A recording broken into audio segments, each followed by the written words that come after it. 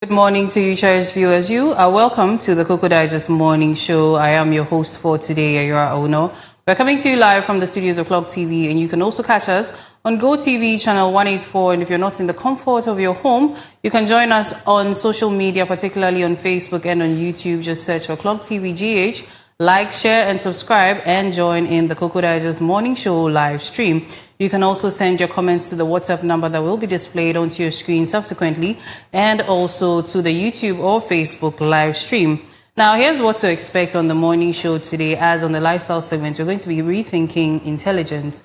We're going to be finding out what exactly intelligence means. Maybe there are things we thought about intelligence that may not necessarily be true. So yes, join Beverly Nanobil and her guests as they, enlighten us on intelligence. And then also on the main discussion, we're going to be speaking about the rising, issues when it comes to lung and chest infections in children. What is causing that? It seems to be a prevalent thing with kids these days. And then also Prad is also having their weekly celebration, their Archives Week celebration. So they're going to be also passing through to tell us about it.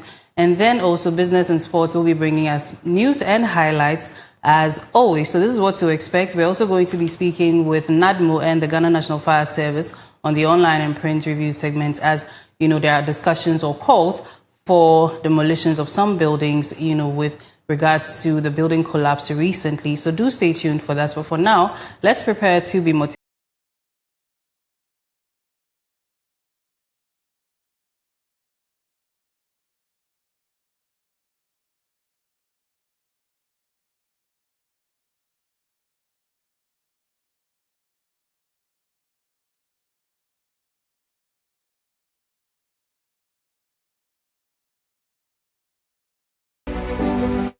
Right. So as we like to do here, we motivate ourselves and our viewers. And today's quote is by Franklin Roosevelt.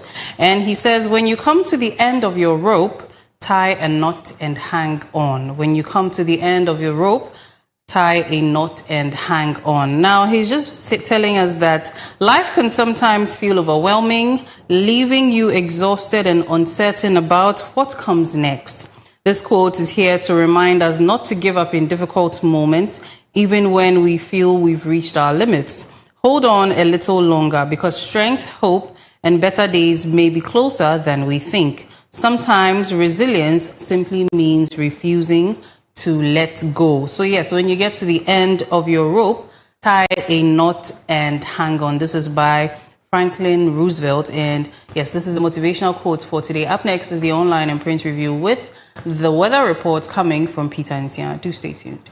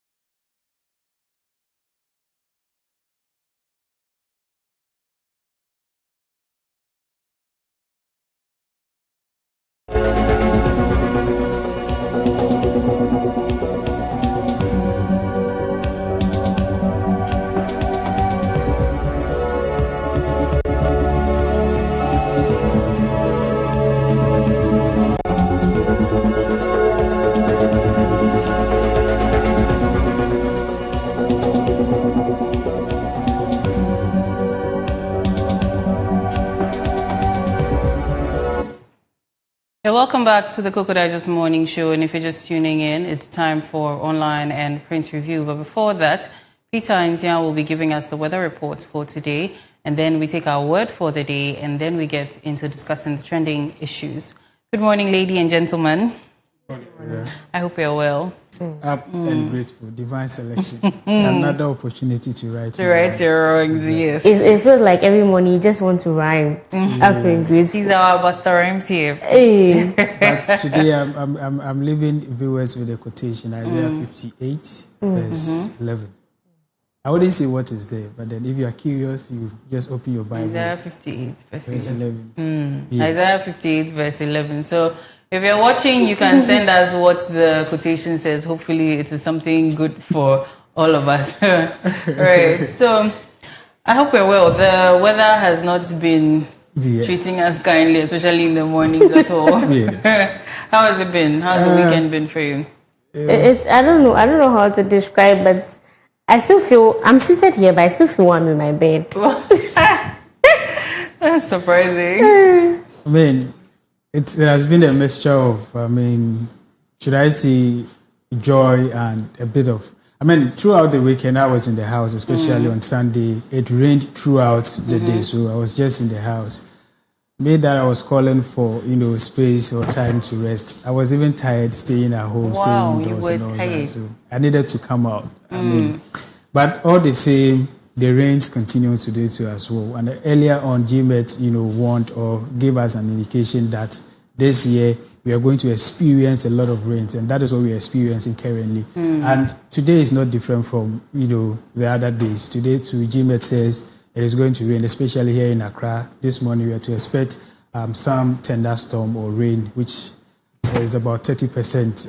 The 30% of it 30% chance of it raining, and then in the afternoon as well, there's 40% chance of rain, and then in the evening it is going to be mostly cloudy, and that is for people in Accra. And we are grappling with flooding and what have you, and so with this information, we are admonishing viewers to actually take good notes of this information and then act accordingly. Put your things at the right places. Carry an umbrella with you. As we also, telling governments, or we are admonishing all of us. We are all involved to make sure that we act accordingly, so that flood will be a thing of the past. But it should be on your screen by now, so that I can also take viewers through the other regions as well. And so Aflao this morning, GMET says you should expect thunderstorm or rain this morning. The people of Kaswa, Cape Coast, the same thing. There's 40% chance of rain and thunderstorm this morning. And then the people of Ho and 8 environs, there's 40% chance of rain as well. Koforidua, Akimoda, Obuase, through to Techiman, the middle belt.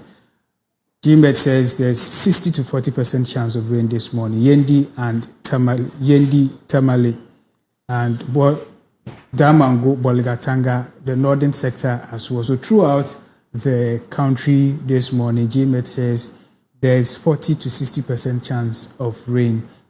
And then as the day progresses into the afternoon, across the middle belt through to part of the northern sector, there's also 40 to 60% chance of rain. The people of Aflao, it is going to be mostly cloudy. And as I indicated earlier, Accra, there's 60% chance of rain this afternoon. The people of Nelerugu and Boligatanga, there is going to be mostly cloudy. And as the day progresses into the evening as well, throughout the country, with the exception of Takrady, Axim, and Takwa, it is going to be mostly cloudy. With these three cities, there's a 40% chance of rain. And basically, this is all GMET is telling us today. And so for the people of Accra, as I stated earlier, you should expect some rains this morning and afternoon as well. And then evening is going to be mostly cloudy. And then for the rest of the country, or the parts of the country this morning, it is going to rain. So they should take notes. The same thing applies to the evening as well. There's going to be rain as well. But I think from all this, we should know that how things are turning. I think we should just know that you're going to be experiencing rainfall every day. But I've noticed the pattern actually. When it rains for about 2 days or 3 days continuous, we get some sunlight for about a day or two, scorching. And it seems to, I look at it as some sort of relief from, what may happen to certain people, especially who are unfortunate to face flooding issues. So I think that's one way of maybe God helping us to, get some respite from the fact that it's rained and our rooms are flooded, but now that the sun is shining so much, all of this water might evaporate or something like that. Have you noticed that pattern though? Yeah, exactly. Because I think even yesterday the sun was up quite, and now this morning it's raining. It's rained on. It rained yesterday night. Okay. It rained in the night? Yes. Okay, I don't think I noticed though, but on Sunday... And I don't too. Okay. In fact, this morning when I was leaving my place, it was drizzling. Yeah, but you realize that on Monday, for the daytime, it didn't rain, but on Sunday it did. Yeah. It didn't rain on Saturday very much, it was just a little. On Friday too, the sun was up, it was quite hot. But on Thursday, there was a little rain. So you see that it's sort of... there seems to be a timetable. We would applaud God for this timetable. It means that if you're not in good terms with your neighbor, this is the time you have to, rectify or reconcile, because when you wash your things, it can take like 5 days and you'll still be on the drying line. And so maybe if you're not at home and you're not in good terms with your neighbor, and maybe, it's raining, but your clothes, it's half dry. Are you talking from experience, Peter? Oh, not experience, but I've noticed that, especially in compound houses, a lot of people tend to get issues with their neighbors. And so you see that it is raining heavily, that maybe there are clothes on the drying line that are dry, that, you can just remove them. But because you have, some misunderstanding with your neighbor, you let go. Let's help each other. Let's be our brothers' keepers. Right. Thank you so much. So yes, as we're in the rainy season, please let's take advantage of purchasing an umbrella or raincoat. And I always like to admonish our, motorists. If you have a car, you see someone out there, you can offer them a lift. Let's be kind to one another and, help ourselves. So moving to the word for today. The word for today is equanimity. The word for today is equanimity. And equanimity basically means mental calmness and emotional stability, especially in difficult situations. Now, it is basically saying that it's when you are steady, when life feels unstable. So some of the words that are very similar in meaning to the word equanimity, we have calmness, we have composure, we have serenity, we have poise, and we have balance. Then the words that are opposite in meaning to the word equanimity, we have anxiety, we have panic, we have agitation, we have distress, and we also have emotional instability. So yes, the word for today is equanimity, and it basically means, calmness, mental calmness, and emotional stability, especially in difficult situations. So, my co-hosts, equanimity. Yeah, you're right. Equanimity. Let me just give an example. You know what transpired during the 2010 World Cup when Asamoah Gyan missed the penalty? And I know people are still, They're still hurt. Exactly. So the wounds run deep. That's a clear example, even for the supporters at that time, not giving up, not reacting, and then, calming down to even support. And then the player himself missing such a crucial penalty, a penalty, and win that all Ghanaians, everyone was just happy that, for this one, we are going to make history. Unfortunately. And so the mental calmness. Who said we were mentally calm? We were able to support the team to just finish with the game. After the penalty shoot. A lot of people haven't healed from that, Peter. But for the fact that people, the supporters did not react, and then the player himself didn't tell the coach, you know what, I can't play again. But he stood on his grounds to play. And even, there was a penalty shootout. He was the first person that so that basically explained, the word. Ghanaians didn't do what was on their hearts because they didn't have the opportunity. Because even up to now, when you mentioned it's a sore spot. Yeah. Exactly. Some people probably wanted to beat him up, but we had to maintain composure. So yes, maybe we did display a form of equanimity. So Beverly, equanimity.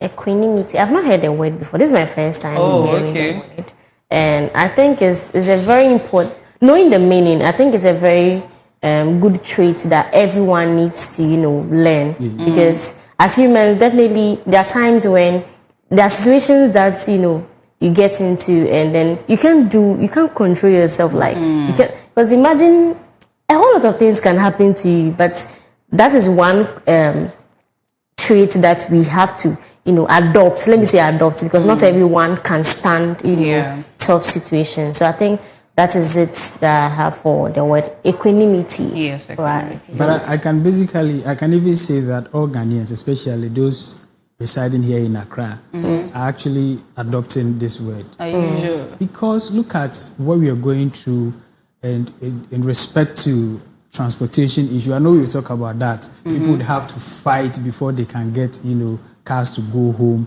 and then the insult, drivers taking exorbitant prices, knowing very well that the amount you're paying is not out of your heart. Sometimes the driver will even annoy you. Imagine paying an exorbitant price and the car breaks down on road. And the driver and the mate would not even keep quiet. We'll collect our money and leave. And they'll be shouting on you. And so that kind of calmness, that kind of trait, you need it to be calm, not to react. Because when you try, it will be another thing. And so I think I understand where you're coming from, but honestly, I think Ghanaians in general actually have that kind of calmness. Okay, let's pick a Nigerian and let's pick a Ghanaian. Okay, there's two different people. I can say a Ghanaian is more, what's the word? Equanimity. Equanimity. Please, that's why I gave. Godfrey will come for me, That's why I gave. So like I was saying, composure and serenity, right. poise, or balance. I think it depends on, it's a behavior. Okay, it's a behavior, and I think Ghanaians have that a lot, because you will not see like a Ghanaian anywhere in part of the country. Even let's look at the South African xenophobic attack and all of that we have heard. When they came, like they were still not, they're not agitated at all. Like they were very calm, just like that. But let's pick our brothers and sisters. They're always almost like aggressive and all of that. There seems to be more pressure there. I think I've seen posts like that where we have some, people from other countries like Nigeria coming to Ghana, and then they talk about how Ghanaians are so lax, and there isn't so much pressure to, there's no, almost as if we don't have a sense of urgency, but we do, just that we are not as, we are not always agitated. I think it's only as and when is needed, but not to dwell too much on the word equanimity, which, also means calmness, composure, serenity, poise, and balance. We would move into the trending issues for today. And I hear you also have your newspapers, and I'm sure you've picked up news bits here and there, trends. Exactly.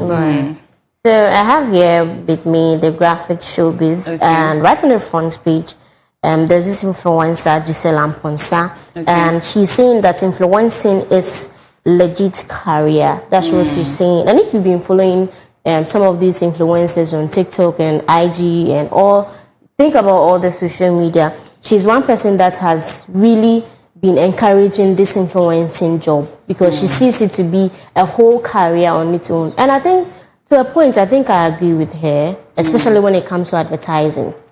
Normally when it comes to the media, we see people advertising, people that are not really familiar in the media space. Okay, we don't even know like their names after that advert. You don't know them again. But these are people that are literally like in our face almost all the time. So as a company, you go for people that people can be trusted with, people that are credible. Yes, they're showing their face, they're advertising. You see them almost all the time. But let's say out of the blues, you bring somebody to advertise, somebody we don't know whether the person is telling lies about the product and everything. But these people, they test it for you to see. So it helps them build that kind of credibility and trust among consumers or even customers. So I think I agree with her at a point, because definitely companies are going after influencers as compared to the past, like the traditional media. we are in the new media now where people, tend to trust influencers more, whatever they say out there. So I think I agree with her on this. And also we have here, don't turn film funding to NDC reward scheme. This is coming from Paul G. And then we have another one. It's 1010 of Ghana 2016 biggest hits. So yeah, if you like to grab a copy of the graphic showbiz to have the full details of this feature stories. All right. Thank you so much. So Peter, do you believe influencing is a career? Because I saw your expression.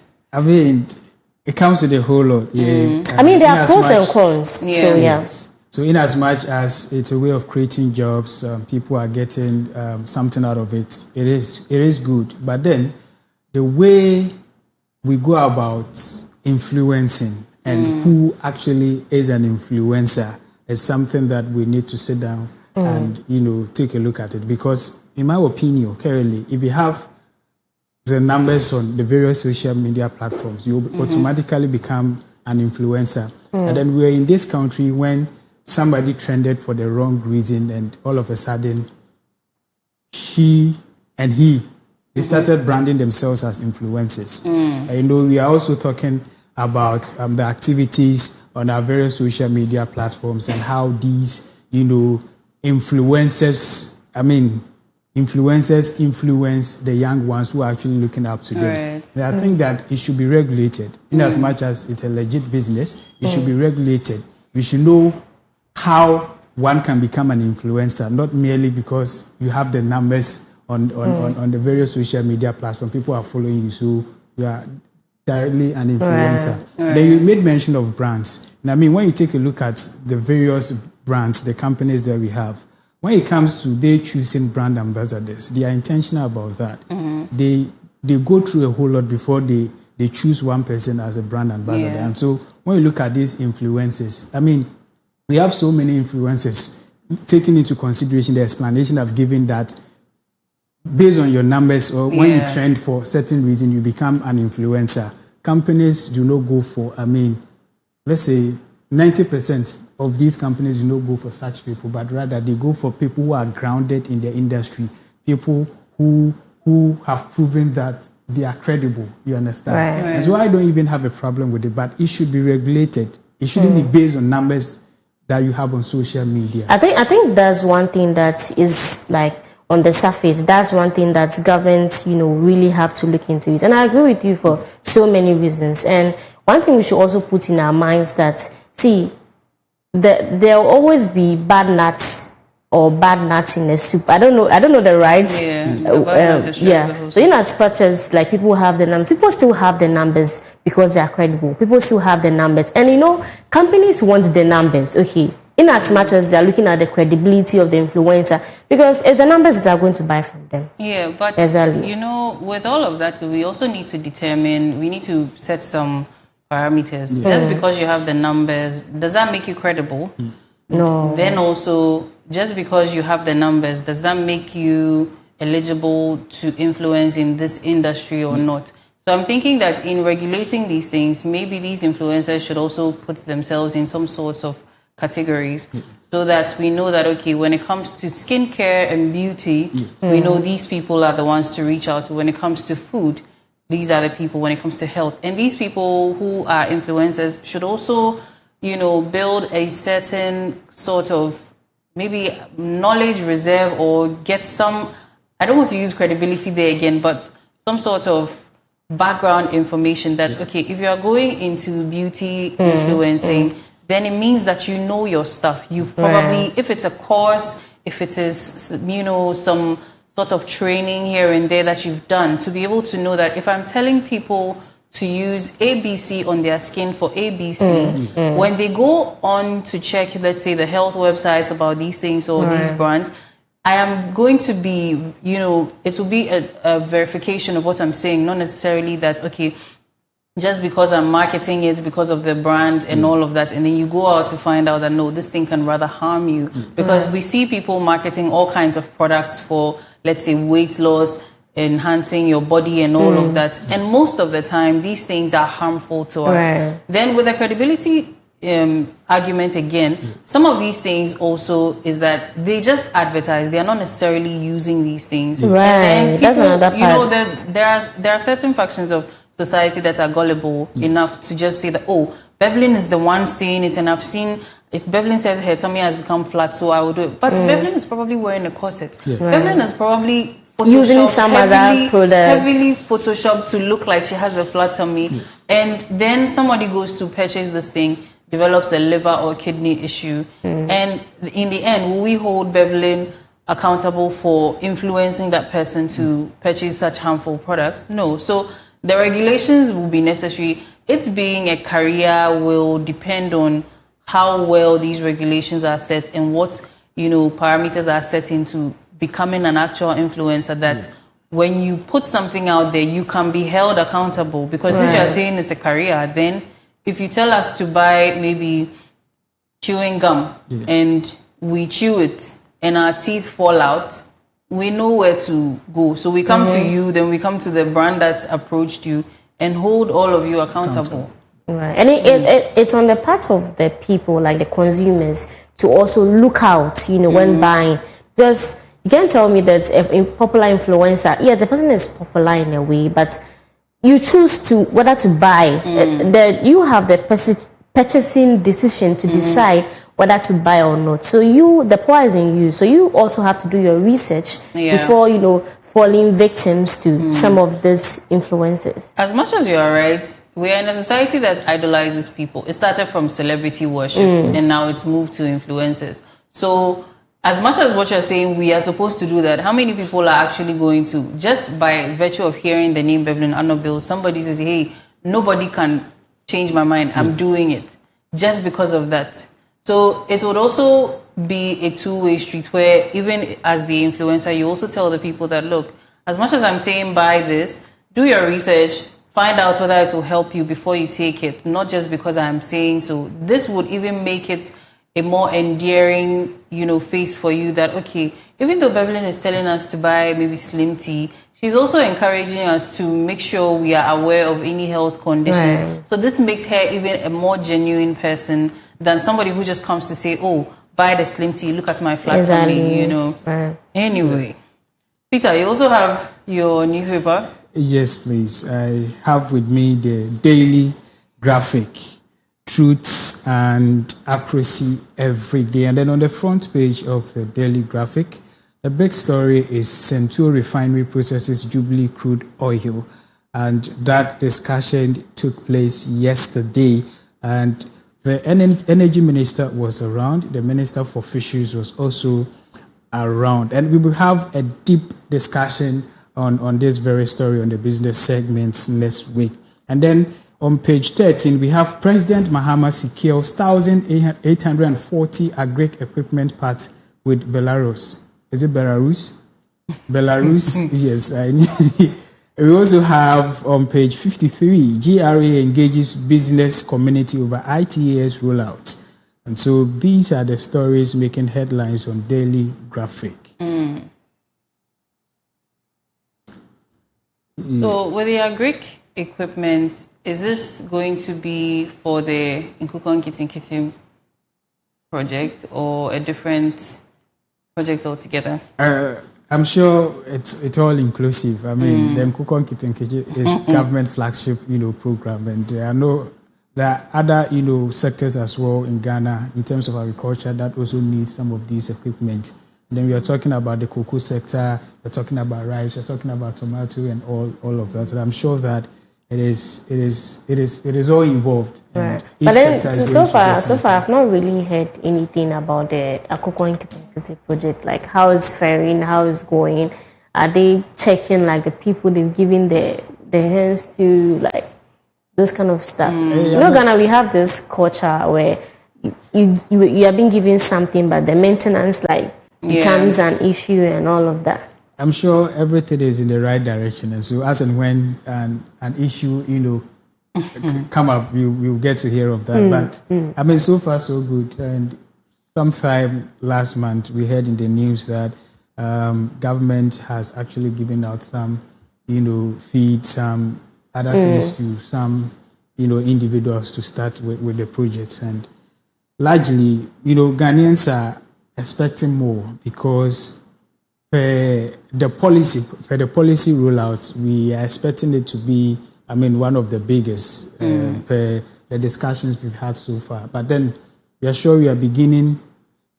It's, like on a smaller page, and as time, goes by, we will tend to expand it. So far, so good.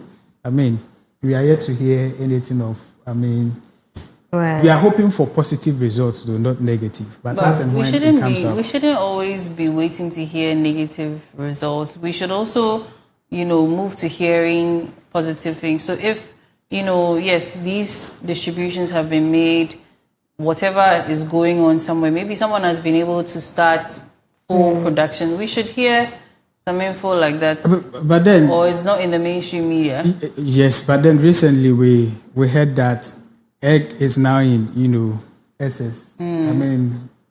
Market women were crying that people are not That's buying. like few months ago. Yes, so, we have eggs, and then we were considering turning these eggs into powders. Yeah. We spoke there about is so it here much eggs can be used for. So exactly. Why does this look like? I think I also saw a video where people were actually throwing the eggs away, and with this should rather wake us up to the fact that we need to look at post-harvest, preservation, so that we don't incur that much losses, because the table eggs will go bad after some time. Then the ones that are actually viable eggs will also hatch if you don't consume them on time. So with all of this, knowing that, why don't we rather look into what to do if the eggs are maybe have exceeded a certain period of time and may start going bad? What then can they be used for? Can they be used to process feed for other animals, other industries, even other meals to create for other people? So if even it can be cheaper to help us, because I think there was the call for the eggs to be also pushed into the school feeding programs or something. That would also help, because eggs are nutritious. Children need these for their development. Why don't we look into that on a larger scale so that we don't incur that many losses, and then one way or another Ghanaians will start looking back at importation again, because it seems producing it on our own, we have too much and we cannot do anything with them. We're not selling them as well. What do you think? On the level of industrialization, I always see that sometimes we have the raw materials, but the processing becomes a problem. The machines to, process them into other, packaging or other goods that would be preserved like for a longer time has become an issue in this country. With that, as I stated earlier, so the Ministry of Food and Agriculture scheduled June 2026 to officially begin expanding poultry distribution to large-scale commercial farmers. And this follows the earlier phases. This follows earlier phases focused strictly on household and small-scale farmers. Like I stated earlier on, we heard that it's been given to some, small businesses. But the ministry is saying that this very month, that is where they are looking at expanding it to, larger, expanding it to, larger factories and all of that. Right. And then in terms of processing it or keeping it, that is when I think it's the Ministry of Agric or the presidency said that they were going to look at how to turn these eggs into powder that we can keep them and even transport some. It shouldn't be the only option, because consumers have different tastes. And what if the original state, somebody doesn't like that? The powder state too, somebody doesn't like that. There has to be some sort of survey on what to do, and then more research. So they shouldn't limit it to powder, because even, I'm sure all of us, even when we had egg powder, like, we don't know what it's all about. Are we going to use it for tea? That is very silly, I'm sorry. We are used to it. A lot of people may not know what to do with even the egg powder. But we are not the only country. When you go outside the Western world, that is what they do. Those countries that are into the production of eggs and all that, that is what they do. But just that the machines, the cost involved is very high. So there should be more education then, because I'm here asking very unsavory questions about even the egg powder, which on behalf of a lot of Ghanaians, that's egg powder. Well, not to dwell too long on this, let's move to the trends. I'm sure you've picked up news. I saw something online about ministers, conducting an award ceremony. And the social media reactions to the award ceremony was not the best at all. People were not happy, especially in a time of crisis like this. And then, most of these ministers and people in our leadership are being called upon to take action, and then they are seemingly, awarding themselves for one thing or the other. I remember seeing someone liken it to the e-levy cake party. And that is how much distaste some people have for or felt with regards to that award ceremony. To some extent, I agree with Ghanaians or the citizens, because there are prevalent issues happening. People's homes are flooded. They have nowhere to sleep. People's homes are being demolished. Let me add that to it. Buildings are collapsing on people, and you tell me that you are okay somewhere taking awards for what exactly? Do you get it? So to some certain extent, I agree with people. Like, there are issues which cause for concern. And I actually like the response from the president, and I like to commend the president for this move, because, like both of you have stated, this government is barely 2 years, and we are facing issues like Beverly stated. We are facing this flooding, sanitation issue, and then even the health sector. We have issues there that we are dealing with.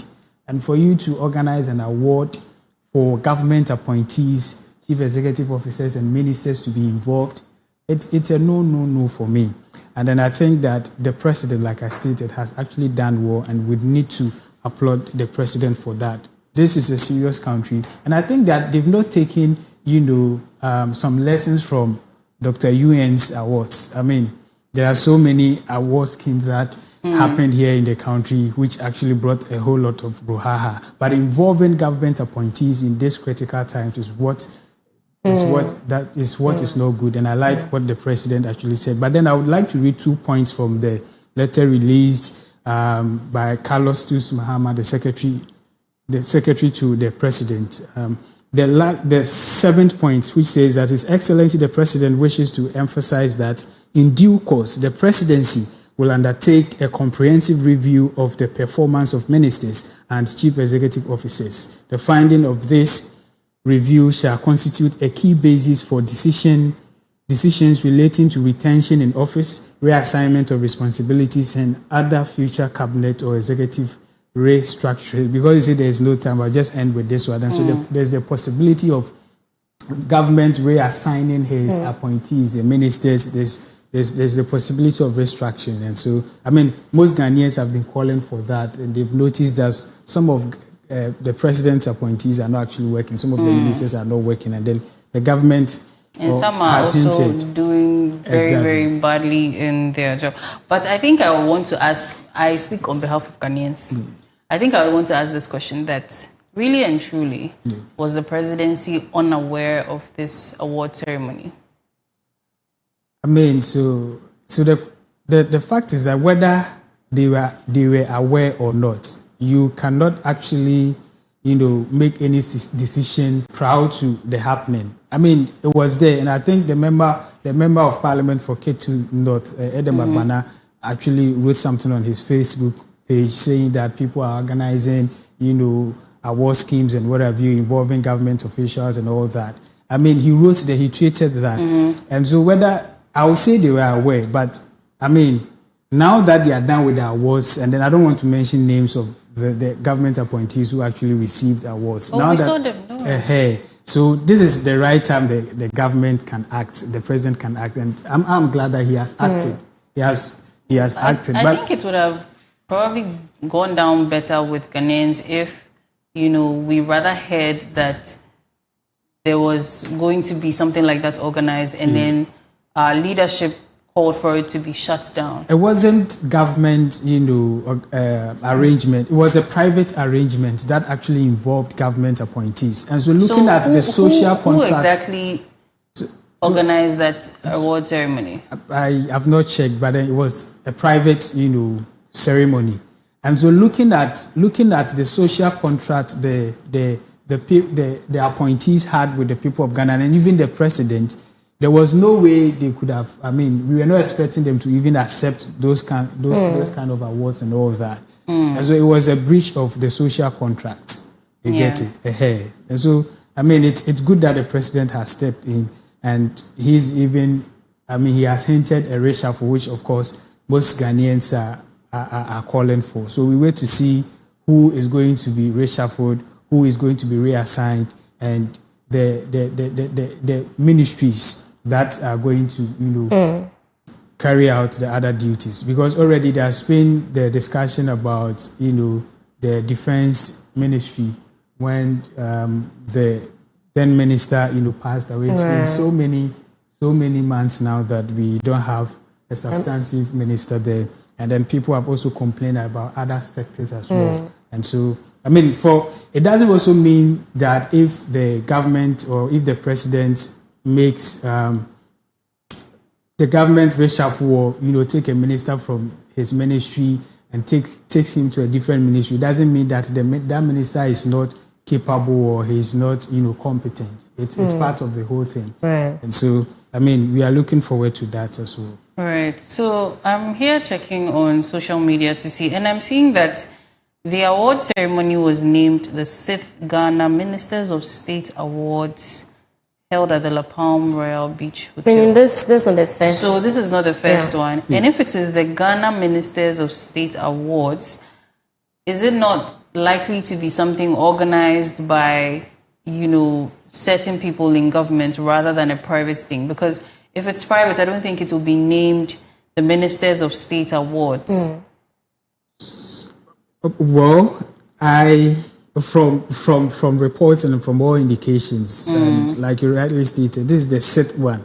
And what we know is that it's a private, award ceremony and all that. And this is not funded by the government of Ghana. Okay. And then in as much as you're a minister, you have some, you are supposed to work in accordance to what you were actually elected for, appointed for to do.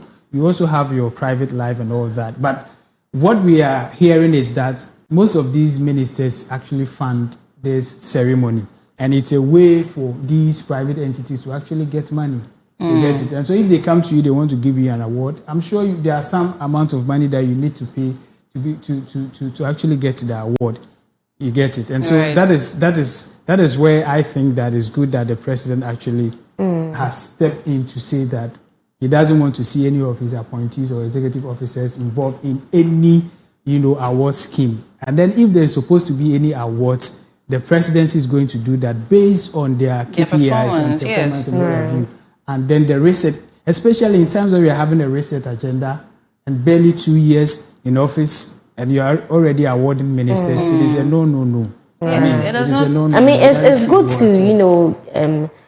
to, let people know that they are doing well, but I think the timing is just not the right time. It doesn't bode well for their, image as a government as well.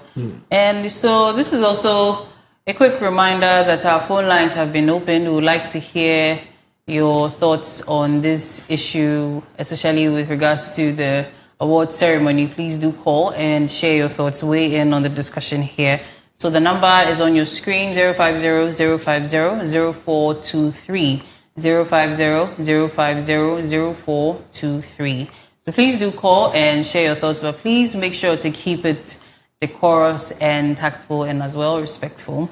So, what other trend have you picked up? All right, so something actually started on the 3rd of June at the Komfanochi Teaching Hospital. It's a major crisis and it is still ongoing. That's the Chief Executive Officer of the Komfanochi Teaching Hospital, Dr. Pakwesi Beidu, was suspended because of something he actually, said being the CEO of the Komfanochi Teaching Hospital, and I know we've all heard about the ANC Center, the Accident and Emergency Center, which is actually the capacity. It was built to actually take a capacity of 37, but as at the time that the chief executive announced that it will be closed down temporarily, it was having about 60, patients there, and so the CEO, in his wisdom, said that they made an announcement that they were going to close the ANC, center down temporarily to ensure that they're able to take care of the patients in there. But prior to that, the president made announcements that under no circumstance should a hospital turn away from patients, emergency cases, because there are no beds. And so when the CEO made that announcement, quickly the Minister of Health actually stepped in, summoned the CEO and asked that whether he was aware of the directive given by the president. And according to the report, he said yes. And because of that, the health minister suspended the chief executive officer. And then after the suspension, the other nurses and doctors in solidarity says... So please hold on. Yeah. We have a caller on the line, so we'll come back to you quickly. Hello? Hello, good morning. Thank you for calling the Koko Digest Morning Show. Your name and where you're calling from, please. Good morning, please. My name is Adidi, calling from Inshawo. Okay. Thank you so much. We would like to hear you. Please, based on the awarding, do they merit the awards? One question. And what is the category of selecting these ministers for the awards? And the minister, did they do any background check to see whether the award is creditable or not? Right now, Ghana, everything is about awards. Buying of awards, let me put it that way. Because now everything, awards, we need awards. So I think the president is right. I understand. We have to substantiate a lot of award kings in Ghana. We don't know their credibility. Yeah. Today you wake up, they say we are organizing awards. Tomorrow this award, that award, buying awards. Some people even, they don't merit the award, but due to money, they get the award. Yeah. Thank you so much. So yes, he's asking, do they merit these awards? And the president is also right. So we need to do more background checks as well. Thank you so much for your contribution. So yes, Peter, back to you. Yes. So I was talking about the Komfanochi Teaching Hospital. So this circumstance led to the ongoing strike. As we speak, doctors, nurses, and midwives at the the Komfanochi Teaching Hospital are on strike. The NLC came in to try to solve the issue, but it hasn't been fruitful. And so there will be a meeting scheduled for tomorrow with the CEO, the staff of the Komfanochi Teaching Hospital, the health minister, and other stakeholders to make sure that they bring this strike to a halt. But this has got people talking that, as a CEO who is mandated to ensure that whatever that happens at that facility is of good, is saying that the facility, the ANC center, is full and that they cannot admit any other patients again, and that they are closing it down temporarily so that they are able to take care of those within. And here comes to a directive from the president that they should not turn any patient down because of lack of beds. And then the issue about this is that, the Komfanochi Teaching Hospital is the major referral hospital for the northern and the middle belt of Ghana. And so you can imagine the kind of pressure there. And so I think that this is a systematic failure. Apart from what actually is transpiring, don't do this and he has done this, I think it's a systematic failure. We have other hospitals as well that has been abandoned. We can talk about the Afari, we can talk about the Oforikrum, we can talk about the Trede, we can talk about the Sewu Regional Hospital. Now, talking about the Afari Military Hospital, the Afari Military Hospital was supposed to be the second largest military hospital current, like in Ghana. Now, reports indicate that the hospital is 95% completed, but it has been abandoned. It is there. And research indicates that there are some contractual issues. That is why it is there. We also have the Seoul Hospital, which is about 250 bed capacity. It has also been abandoned. This Safari is 500. It has also been abandoned. These were supposed to be, referral centers to ease the burden on the Komfo-Anokye Teaching Hospital. Apart from that, we also have the Oforik Room and Trede Hospital, which are part of government major flagship program, the Agenda 111. It has also been abandoned. And now there's pressure on the Komfo-Anokye Teaching Hospital. And so the people are saying that, the doctors are not right to go on strike, because it's against something they call the Hippocratic Oath. That is a traditional promise made by doctors when they graduate from medical school. Yes, they are not going to harm patients and all of that. So in this regard, I see that the CEO has a point, the president has a point.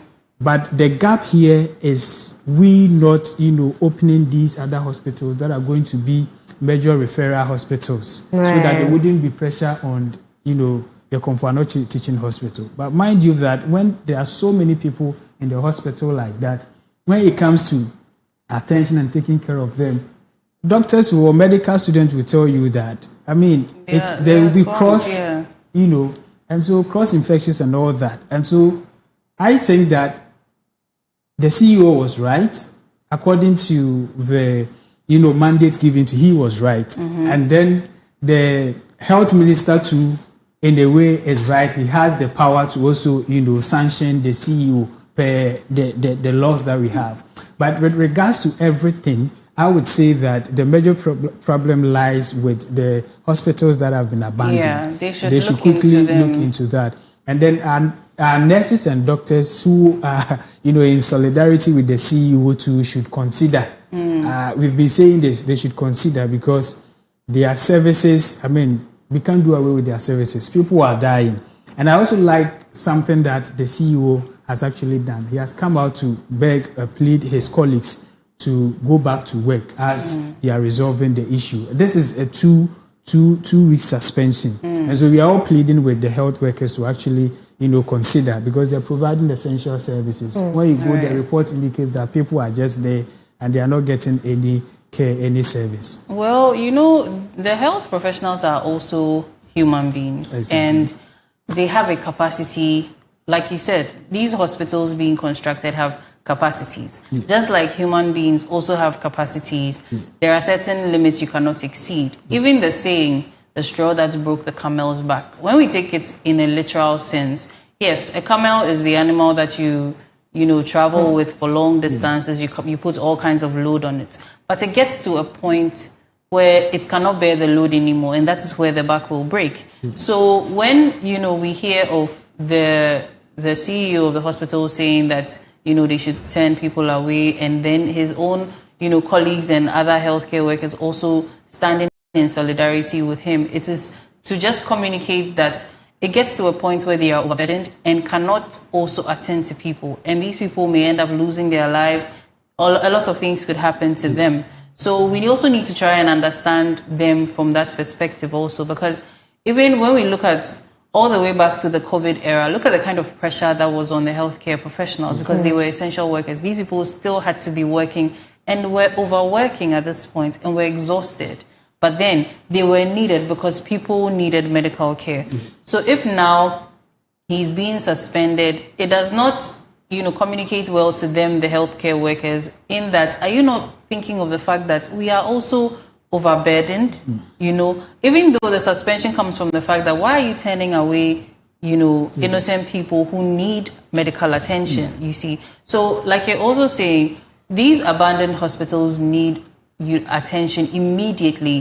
Whatever the case is, whatever the issue is, these things should be resolved with immediate effect, so that some of these healthcare professionals who are even home could also get employment, be transferred to these places, and then also start helping people, so that if Komfo-Anokye is, at capacity, all they have to do is just write a referral letter to the next available hospital. Then the person needing medical attention can make their way there.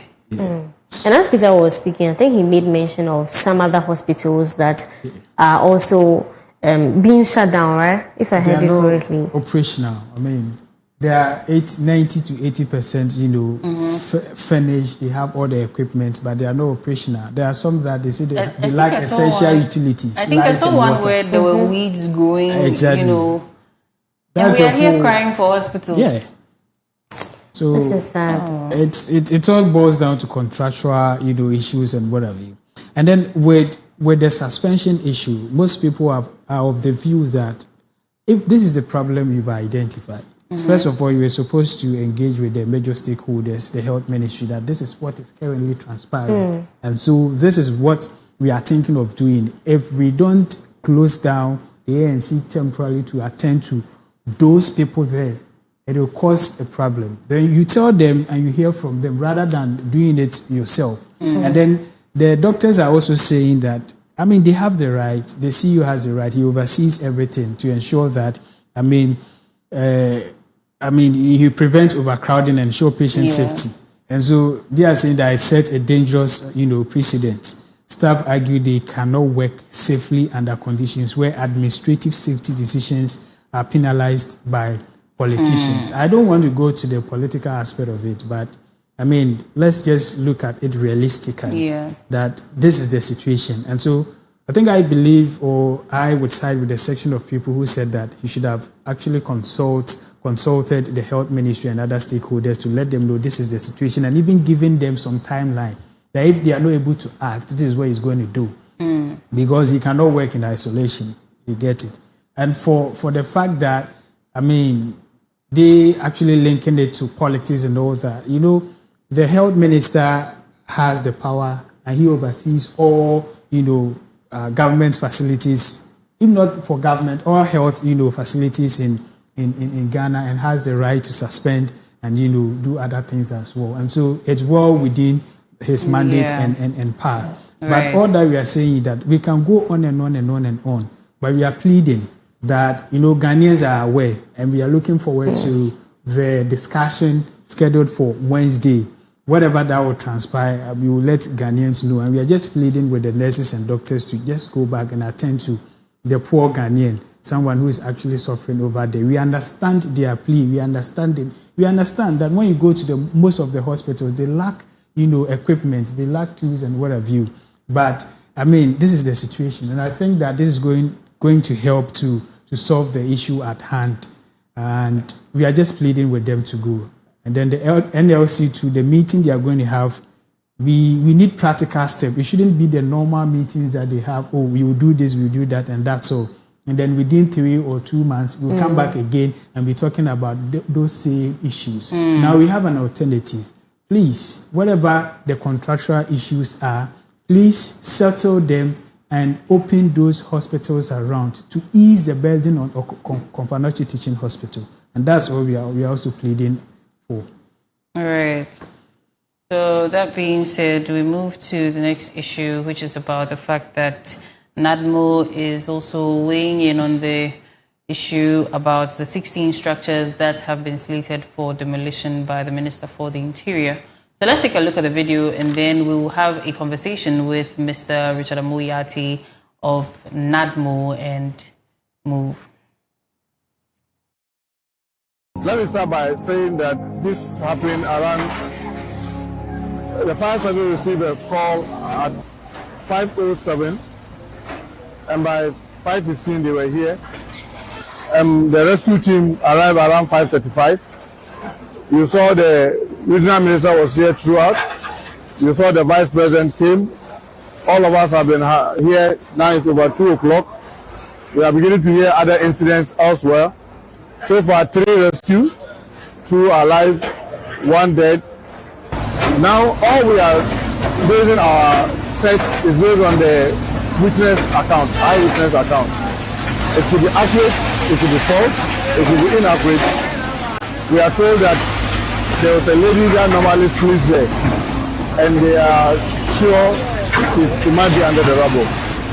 We cannot ascertain whether she was there last night or not, but our hope is that we will keep making efforts to collect the last rubble, and if there's anybody, whether dead or alive, try to get it. And I want to thank the 48th Engineers Regiment, led by General Amponsa and his team.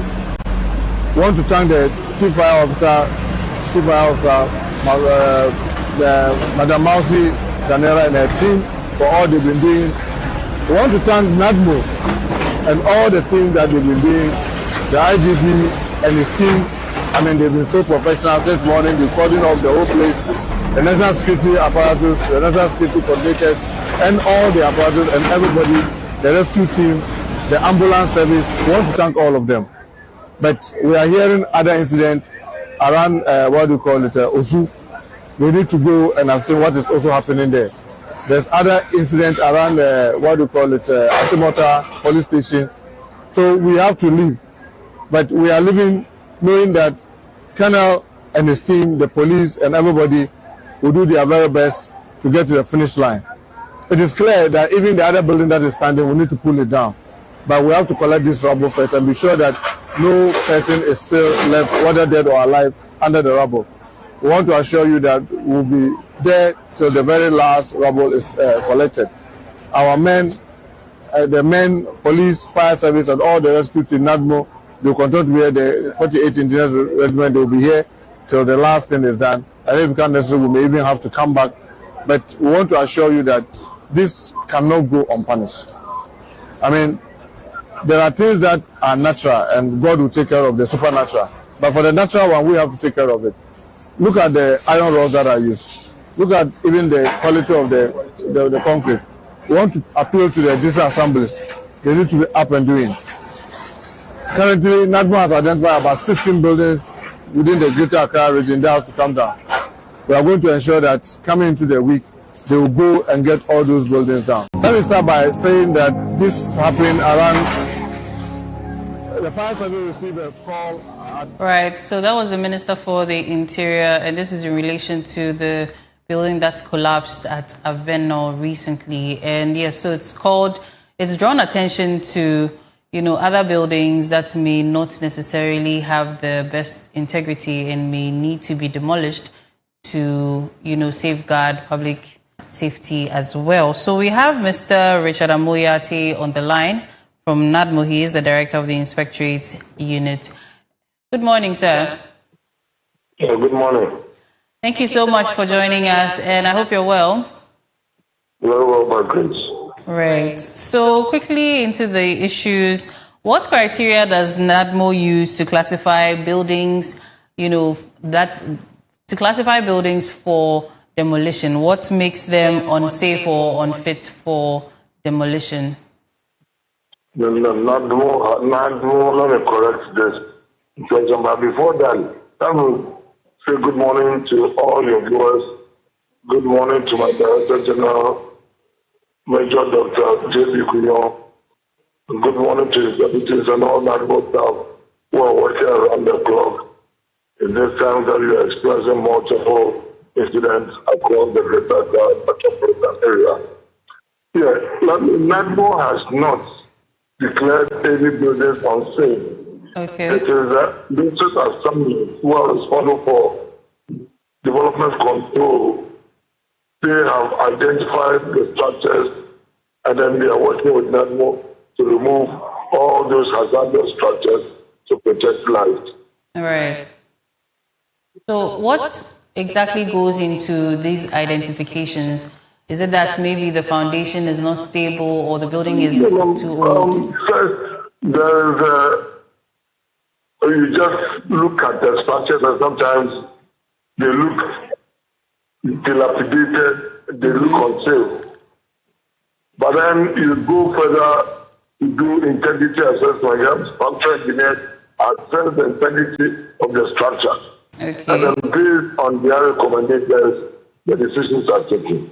Right. Now, considering the fact So that... it's not just by casual observation or just looking at the structure that it is determined. No. Okay. Integrity is assessed by structural engineers, and then the state is determined the recommendations made. Right. So considering the fact that these days a lot more story buildings are springing up, what are some of the assessments you undertake to make sure that this building is safe or habitable and this building is not? Yeah, that is why before you put up all these structures, there's a process, a procedure that must be followed. You need to do so. You need to do soil tests. You need to get your fire reports. You need to get your environmental report. And when you are close to water bodies, you need to get your hydrological report and all that. Right. So all these things are to ensure the resilience of the structure. That is why all these measures are in place. So we advise all developers to comply, because complying with the regulations is disaster risk reduction. If you comply with the regulations, all these regulations have been put out there to ensure that you build and build well. And when you build well, you protect your own investment, protect the lives of people who will be in and around. So we advise that people should take the regulations seriously. Right. So what measures is NADMO taking to ensure occupants are safely evacuated before any demolitions begin? Like there are 6 blocks in the Kaiser Plot in Tema. There are 4 buildings in Wager that have been marked. And the information, the quick evacuation notices have been sent to them as far back as February for them to self-evacuate. Okay. Yeah. So, I mean, enough has been done, a lot has been done for occupants of this structure to ensure that they safely evacuate all these structures. We don't want another Aveno. We just want to deal with the situation as it is. So all persons, those who are still in those structures, are advised to self-evacuate. All right. Are there any long-term strategies, before you go, for NADMO to implement with regards to the rise of any unsafe, story buildings? NADMO is already working with the assemblies. We just have to intensify the monitoring, to ensure that all the structures coming up are compliant with the regulations and procedures. All right. Thank you so much for your time. We hope to have you here in the studios one of these days so we can get deeper into the conversation. All right. My colleague here has a question for you as well. Okay.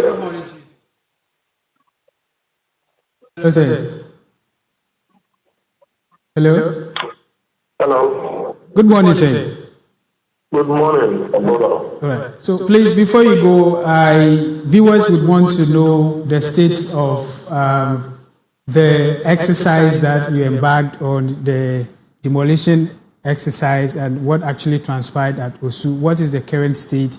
And then it was reported that with the one that happened at Aveno, we had 3 casualties. What is the state of things as we speak currently?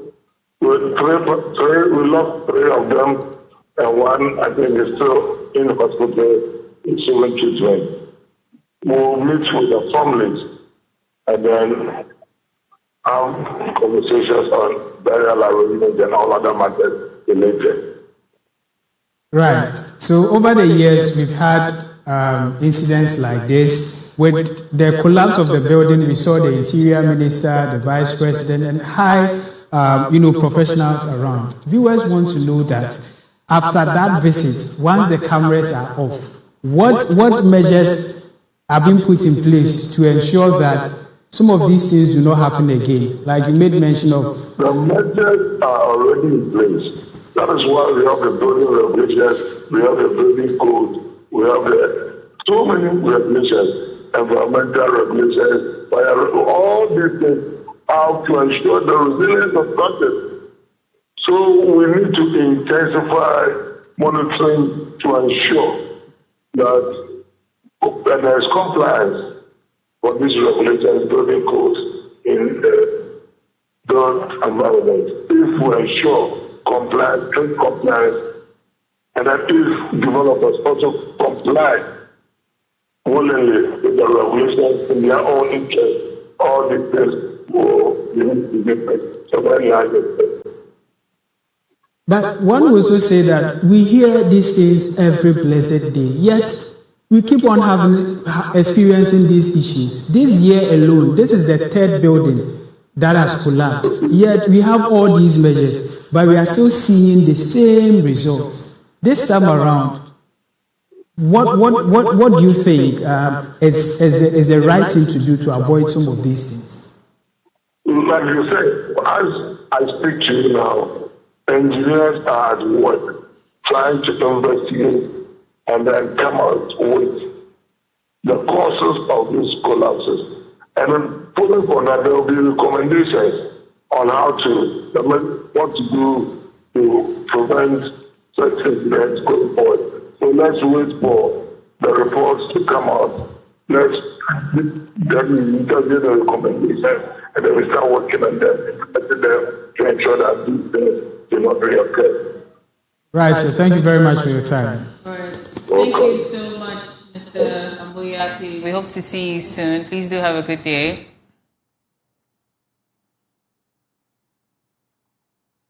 Okay, so this is in relation to the fact that a building collapsed in Aveno, and then also we've heard that 16 structures have also been identified to face demolition here in Accra.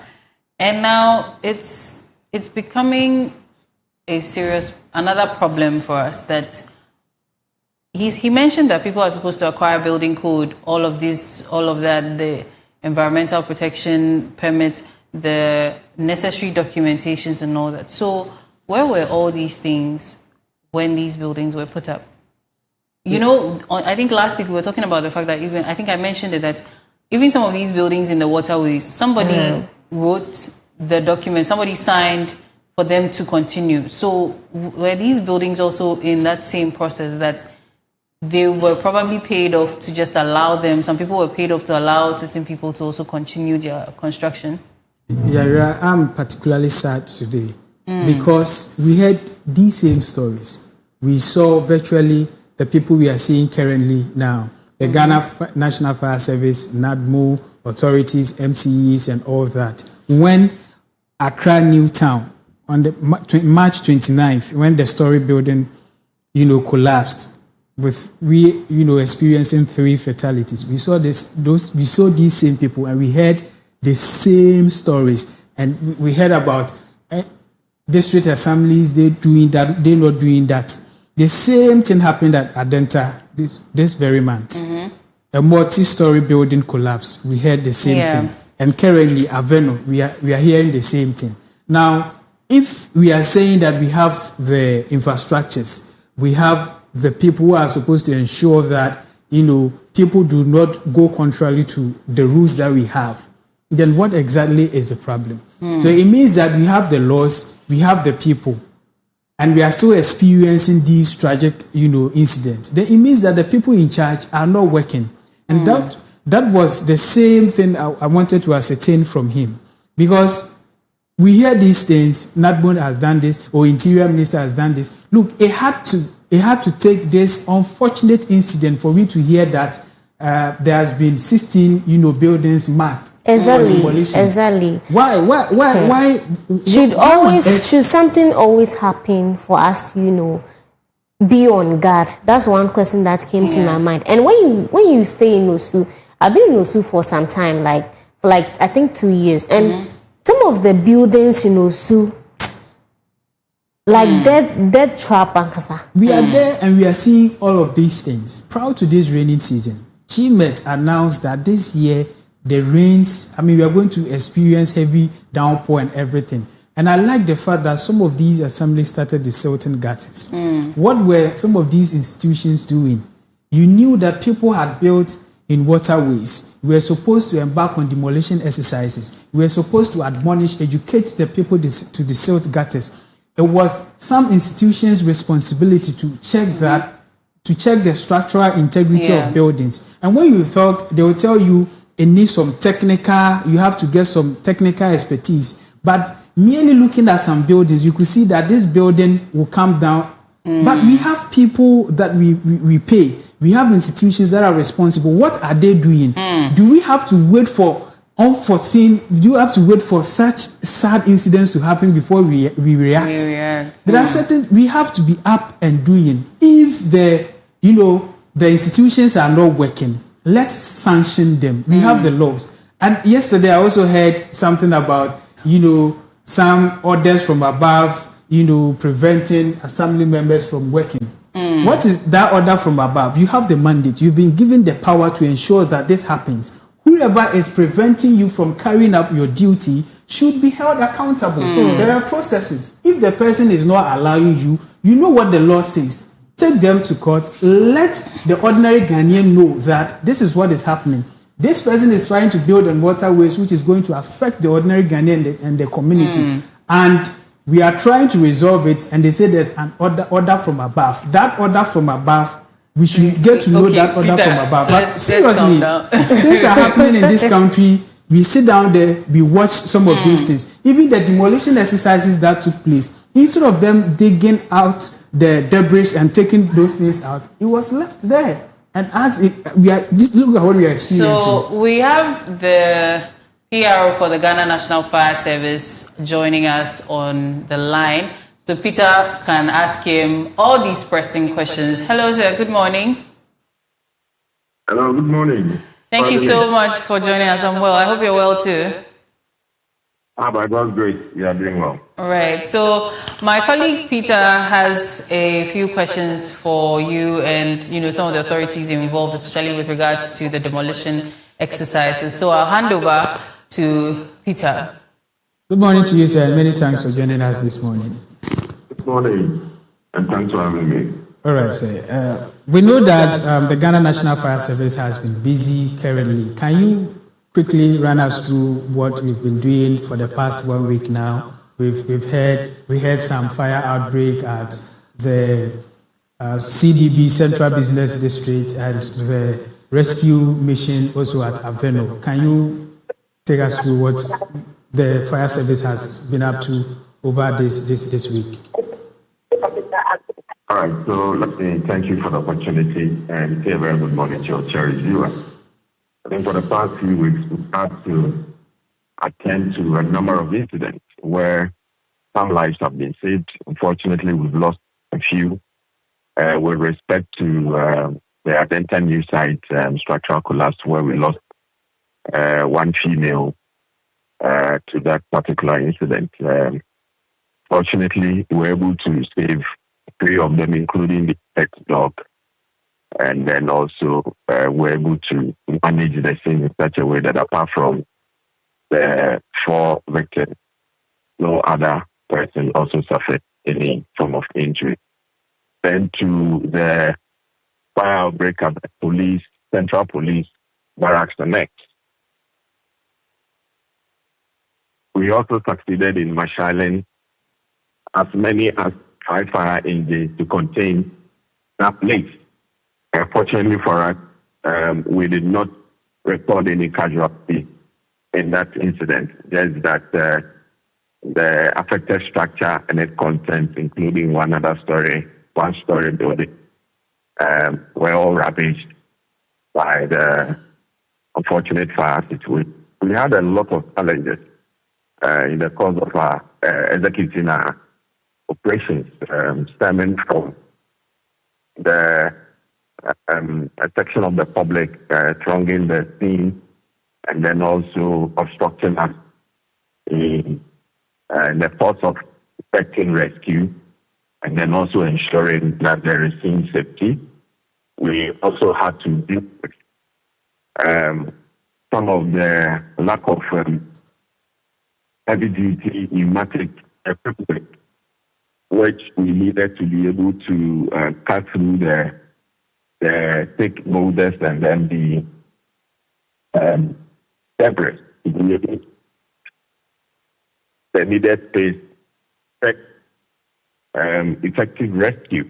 But as it may, we were able to overcome such challenges by relying on relevant agencies who assisted us to conduct a very thorough search and rescue. And as a result, we were able to save some lives.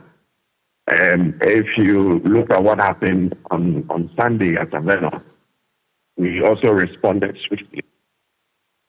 And as a result of our swift response, we were able to save 2 people alive. But unfortunately, one of the injured victims succumbed to his injury and then passed on. So we have one surviving victim still receiving medical attention at the Bridge Hospital. So yesterday too, we had to go to Usu, where there's a dilapidated building which has been standing for the past 60 years had to be demolished under controlled circumstances. We did just that without recording any casualty. And then also, I think last Wednesday also, we had to respond to a lot of flood rescue at Ashoman and some parts of Oyarifa, where about 9 individuals were rescued from the flood waters. So essentially, our responses have been swift, and all because we have shared our hotlines and other emergency numbers like that. People are now able to call us at the least incidents that they come across. That is also a positive sign. So in as much as we are responding to their emergency, it also brings to the fore the urgent need for the state to adequately resource the Ghana National Fire Service to be able to deliver holistically on our mandate going forward. Right. So with regards to the current flooding and the collapsing of structures, what role does the Ghana National Fire Service has to play in preventing some of these happening? We are told that the MMDAs, the assemblies, are responsible for the permits, for the check-in, and what have you. What role does the Ghana National Fire Service has to play as well? Also, we don't work in isolation. When it comes to development, it heavily lies on the assembly to grant building permits. And at every stage of the project, we have building inspectors at the assembly whose responsibility is to conduct inspections at every phase of the development. We come in to ensure that the building is adequately safe in terms of installing adequate fire protection systems to ensure that occupants and then users of such facilities will be safe when they enter that building and there is any emergency, whether they can escape really without incurring any injury. And that is our main responsibility. That is how come we have always been advocating for all manner of projects, the drawings, the architectural drawings on all projects to be submitted to our office so that we can give our technical advice before the structure is constructed. But it heavily relies on the assembly to grant building permits, inspect the permit, that the end will ensure that the building has been built to standards. And that is specifically our role. And then if you look at the kind of structure that we run, at the assembly level, there is a stakeholder committee made up of various agencies where we meet at various levels, especially at the technical level, where we consider all technical considerations before the building permit is approved. So every agency has its own input that it makes at the technical subcommittee level. But at the spatial planning committee level, that is the highest decision making, where the approvals are made. Sometimes you make the recommendations at the technical subcommittee, but their law, the spatial planning law, fire service is excluded when it comes to being part of the spatial planning committee or the highest decision-making committee at the assembly. And therefore, some of the recommendations that you make at the technical subcommittee are sometimes flouted or they are not implemented. Therefore, we have little say when it comes to the issuance of building permits in the country. But in terms of ensuring that the structure is safe when it has been constructed, that is where we play a major role. Right. Thank you very much for your submission. Before you go, with all these structures, with all these laws in place, what do you think we are doing wrong? That is why we are seeing what we are seeing currently.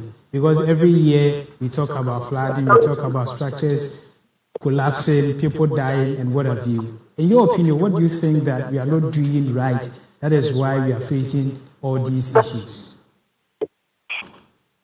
All right. I believe this is not a time for blame game, but I strongly believe that institutions, local assemblies, and all other state institutions are not adequately resourced.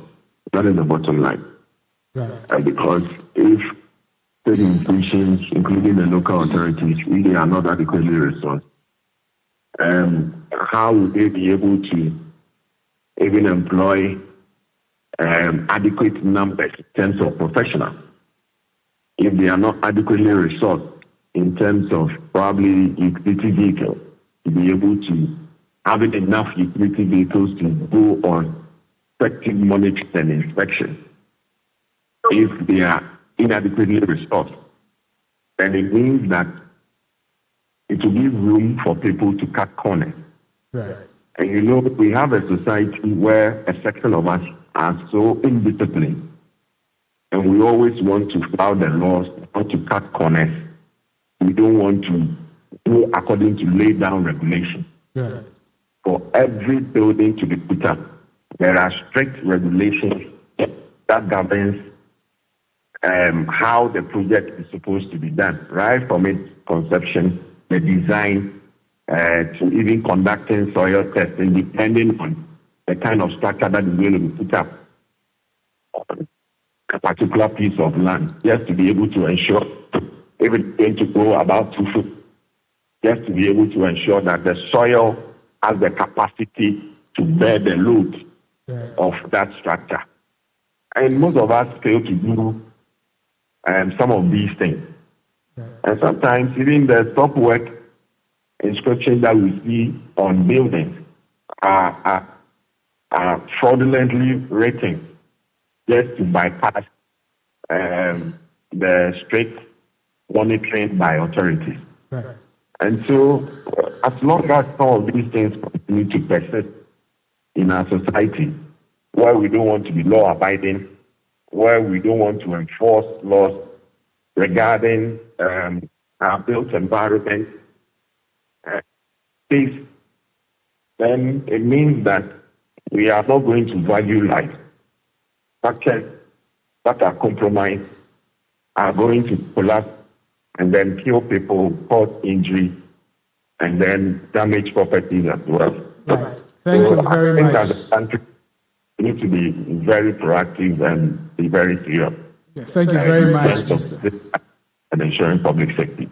Right. Thank you very much, Mr. Desmond Aka. I have so many questions to ask you, but time is far spent, and we're hoping to have you in the studios one of these days. And then we are also following keenly with what transpired at the police barracks. I'm sure that investigations are underway, and we are hoping that once the report comes out, we will be privy to that information. Thank you very much for your time with us this morning. My pleasure. Thank you so much. So, yes, that being said, the conversation on the trending issues has come to an end. Thank you so much for joining me here, and also thank you so much for calling, those of you that called, those of you that sent messages as well. Thank you so much. And next, we're going to be having a conversation with representatives from PRAD, that is the Public Records and Archives Administration Department. So do stay tuned for that.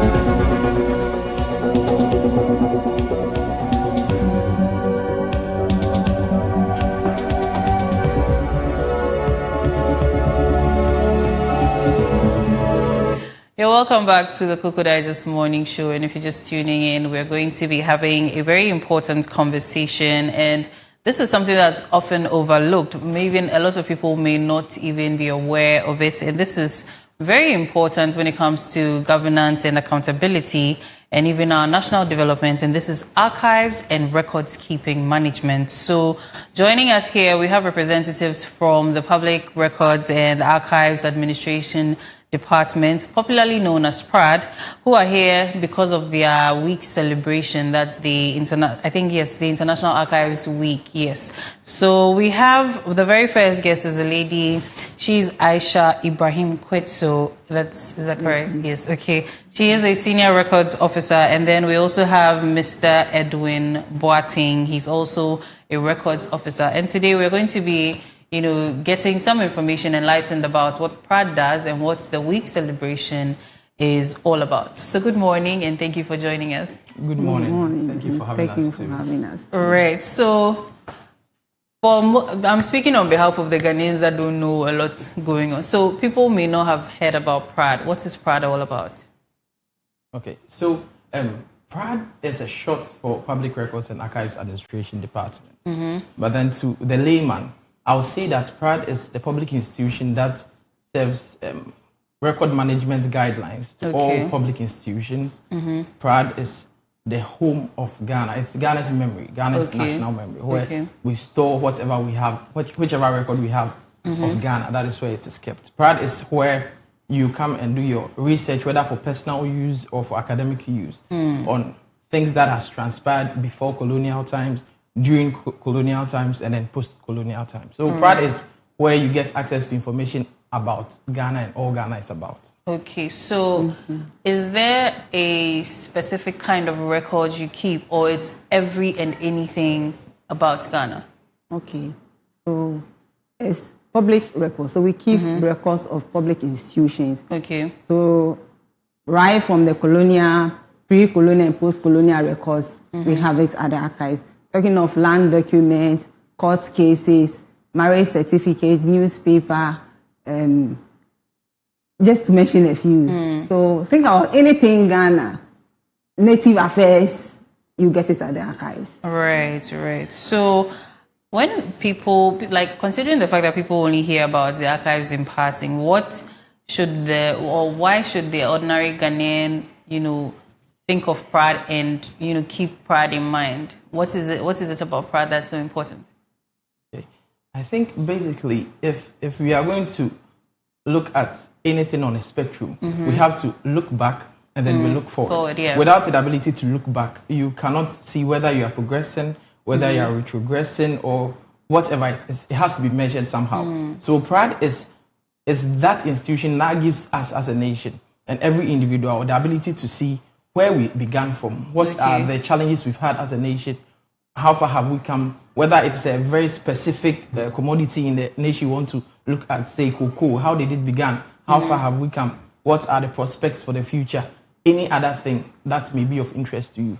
We have that record and we are saying that is why we stand there for the nation. Okay. So to add up to what he said, so even if you want to rewrite the story of this country, you can't do that ignoring the archives or the records of the past. You need that.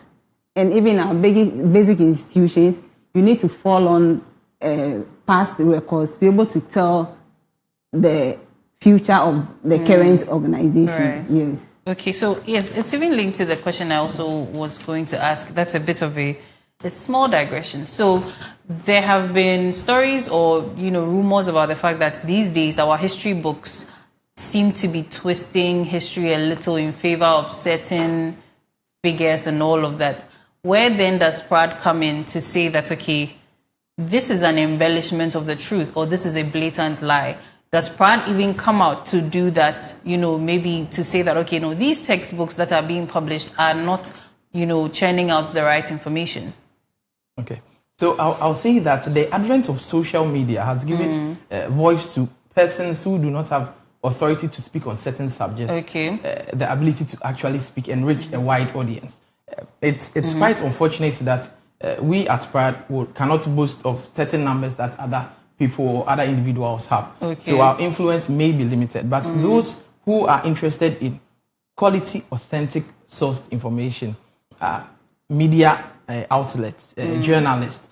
These are people who will come for the truth from the sources. Okay. And so these people do not often miss the mark. However, those things circulating on social media, other platforms that are not really regulated by acknowledged or prestigious institutions, they are prone to some of the things you are saying. Okay. But people like Clock TV, for example, will not churn out such information. Yes. So there is that bias there, and we are hoping that somehow we'll be able to manage it. But we don't have all of that authority on our own. Right. So that being said, what are some of the bodies that maybe you may need to work with or consult with in order to gain authority over the kind of information that's churned out concerning Ghana as a whole? I believe that one act that has helped with all of this is the PRAD Act. The Right to Information Act. Okay. Because it then gives room for the public to ask from sources. Okay. So if there is any institution in the government that you want to access their records, get information from them. Because at the archive level, the record has to go through a certain stage before it comes to us. Right. So if it hasn't gone through those stages, we don't have them. So there are certain information that I cannot speak on authority of them. Okay. Because they are not in our coffers. They are still at a certain stage where they have not reached the archival stage. These documents can be reached by individuals through the Right to Information Act. Yeah. So then if there is a truth to be sought out at that level, it can be gained. Okay. However, if there is a distortion at that level and it reaches us, it may be a little too late, because some documents take 7 years, 10 years, 12 years before they are moved on to us. Okay. Yeah. I think because of the week celebration, we cannot go deeper into what PRAD actually does. So maybe we'll make time for that. So yes, about the International Archives Week, what is it about? What should we expect? And what is the theme mainly for the first? Okay, so let me make my first question. What's the theme guiding the celebration? Okay, so the theme for this year's celebration is Archives at the Center of Transparency, Development, Good Governance, and a collaborative process. Correct. Yes. Okay, so what are some of the activities planned out? What should we be expecting from you? Okay, so actually we started yesterday with a press release. Okay. Today, as we are speaking, from 10, we are going to have exhibition and a departmental tour. And then tomorrow, we are going to have records management practitioners engage us, open forum for records management practitioners. And then on Thursday, there's going to be a symposium where we are expecting to have a special guest of honor, and then also the head of service to be there to grace the occasion as well. And then on Friday, there's going to be team bonding and then recreational activity for staff. Yes. Right. So that's the week activity. Okay, so with this, if someone is watching and they want to participate, maybe come to the symposium or come to the tour, how and where can we find you? So this is happening at our head office at Adabraka. Okay. Yes. So do you have any social media, maybe live stream or something that maybe somebody can also join? Yeah. So our social media handle is PRAD Archives. Okay. On all handles, as far as I know. I think maybe a hyphen in the Facebook is the same thing. So PRAD Archives. Yeah. And we are not hard to find on Google Map too. So. Right. Okay. So what are the key target groups for the celebration? Okay. So we are looking at our stakeholders. We are looking at students, the academia, the private institution, the general public at large. Yes, because this is government records. So we want all the public, the general public should come and then have a look at what we have in our custody. Okay, so how can they also participate? You know, with institutions like schools and some of the government institutions, how can they also come to join you in participating in these programs? Okay, so throughout the week, the exhibition is still happening. Okay, what we are saying is that anyone interested in coming to see how the national records are kept, what records we have in our custody, we have some that are on display even as we speak. So it is open throughout the week. For schools who would like to have students come to have a departmental tour, see the processes through which we besides keeping records, we also maintain them, which sometimes include the management and restoration of documents that are very old, documents as old as 100 years or a little beyond, and how to keep them so that they are the original copies are kept. Right. So if a school wants to take their kids or students through some of these things, you can come to our place, register for a tour, we pick a date. If organizations want to get information on records, proper records management, they can also come to our place and then we can collaborate from there. Okay, so lastly on the celebration, what key message are you hoping that anyone who, participates or joins in the celebration takes away from the celebration? So I think, like the theme says, we are saying that records are the center of transparency, development, good governance, and then we say that it is a collaborative process. What we are giving out through the team is that all that we are doing at the archival stage cannot be a standalone. We cannot achieve all of that on our own. So we are inviting all stakeholders to understand the collaborative effort that is required to meet all of these standards. Okay. So with the little time left, I think I would still want to ask a bit on, some of the archive issues and transparency, accountability stuff. So with collaborative archiving, what does that mean then? So there are processes that archives go through before they reach a certain state. So we have what we call retention schedules. This determine the lifeline of a document. So there are documents that exist in the current state, the semi-current, before they reach archival or disposition stage. So in the collaborative archiving, what we are saying is that the various actors involved in the entire process have to understand that it is not just about the document, but it's about transferring a standard from one institution to the other, so that what the document signifies at the initial state, which is the current state, does not change when it reaches the archive stage. Because if you are using a certain approach to records keeping systems that do not reflect on the general rule of records, over time, when you and your people are out of the system, those very same records could be misinterpreted because then we don't have a standard we are following. So in collaborative archiving, we are saying that all the actors involved in the archiving process must ensure that we are coming together, understanding a certain system we are using for records management. Right. So to add to what is said, the collaborative process, right from the creation, records shouldn't just be kept in the dark or in the staircase and then it should end there. But we need these records to go through this process to end up at the archive so that the public can have access to these records. Like if you, from the creating stage and these records are being left in the dark, in the staircase, in the back somewhere, then we can feed our archives with these authentic records. And then we can rewrite this story. Because as and when business transaction comes up, that's where we have these records. So we need them to put in place proper record management system to be able to run through to the last stage of the records management. Okay. So with the way these days, I think society is also moving. Someone may ask that, now, olden days in Yamawe, so I think to debunk that mentality, what would be the main thing you would say that should tell us that this is why records keeping and the archives are important to us as Ghanaians? I'll use an example to help our viewers to understand some of the things you are saying.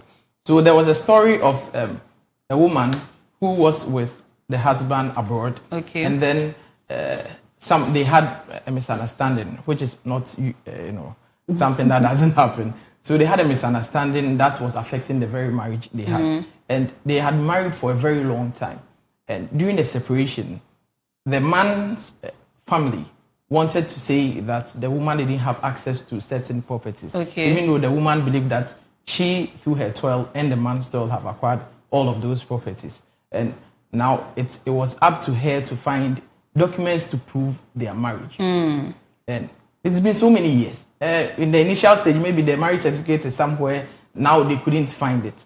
So what happened was that it took the PRAD, that is the reference unit, going through archival documents over years ago to give her a copy of that document. Because she thinks she has lost it, but because we have been keeping the record, we have been managing those records. We only needed her name, the year she got married, to go through a couple of catalogs and then find her file for her. And that saved her years worth of toil. Oh, wow. So to the general public out there, you might think that, oh, Pride is too far away from you. But it's just a matter of time to realize that only if I had access to this document that I made 10 years ago, 15 years ago, you still see the relevance of Pride. Right. So it's not limited to just the things happening at the national level, but even for the layman to, you have every records document of, created so you have by my you birth from certificate. Yes. Oh, really? Okay. Well, all too soon, because we spared just a little time for you. I think maybe after the celebration, we'll have to invite you so that we can have a proper conversation on Prad's activities. Thank you so much for joining us. And International Archives Week is happening this week. So please do well to make your way to Prad headquarters at Adabraka and then also learn something and find out some of the historical things about Ghana that you are not very sure of. You know, any of the records or any of the documents you're looking for, you can find that at Prad. Thank you so much once again. We hope to have you soon. Up next is the lifestyle segment with Bevelyn Annabelle, and we're going to be rethinking intelligence. Stay tuned.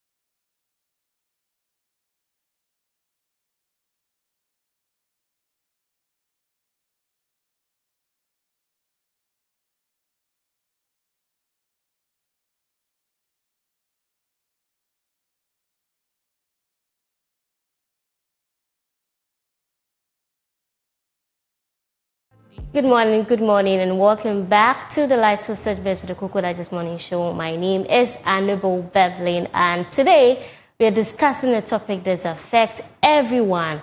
It affects every home, classroom, in the community. And then this morning we are discussing rethinking intelligence.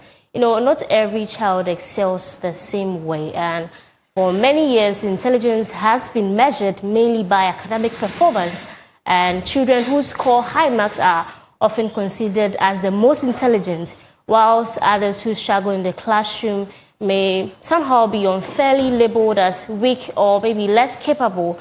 But we're asking the question this morning that is intelligence really that simple? Could it be that some children are gifted in ways, traditionally, especially when it comes to the traditional education, it doesn't always recognize it. Like, they don't really recognize it. And to help us, explore this important conversation, I'm joined by someone very special. I think she's been with us on the show before. Her name is Maya Harris, a certified educator with over 15 years of experience, working with students with mild to moderate disabilities. Yeah. You're welcome, Maya, to the studio. Thank you. How are you doing? I'm doing wonderful. It's good to see you again. Good to see you too. I came to interview you for the first time. Yes. Right.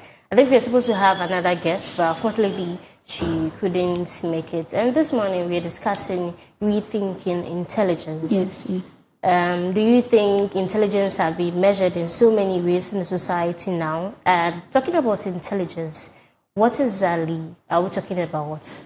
Well, I mean, when it comes to intelligence, I know that, usually people, like we said before, they look at the grades and things of that nature. But really, intelligence is not, solely measured by, your academic performance. That's just basically saying that you've mastered a certain concept. You have knowledge in that particular concept. But intelligence, shows itself in so many different ways. Like, you can have a kid that, maybe doesn't do well in math, but then when it comes to art or music or something else, they just, they can just do amazing things. So, intelligence, you can only, I guess, ask God where everybody gets their specific gifting. So right. Yeah. But then we as a society, do you think we have come to terms with that yes, it's fine if somebody is kind of moderate rather than being considered to have this kind of high IQ?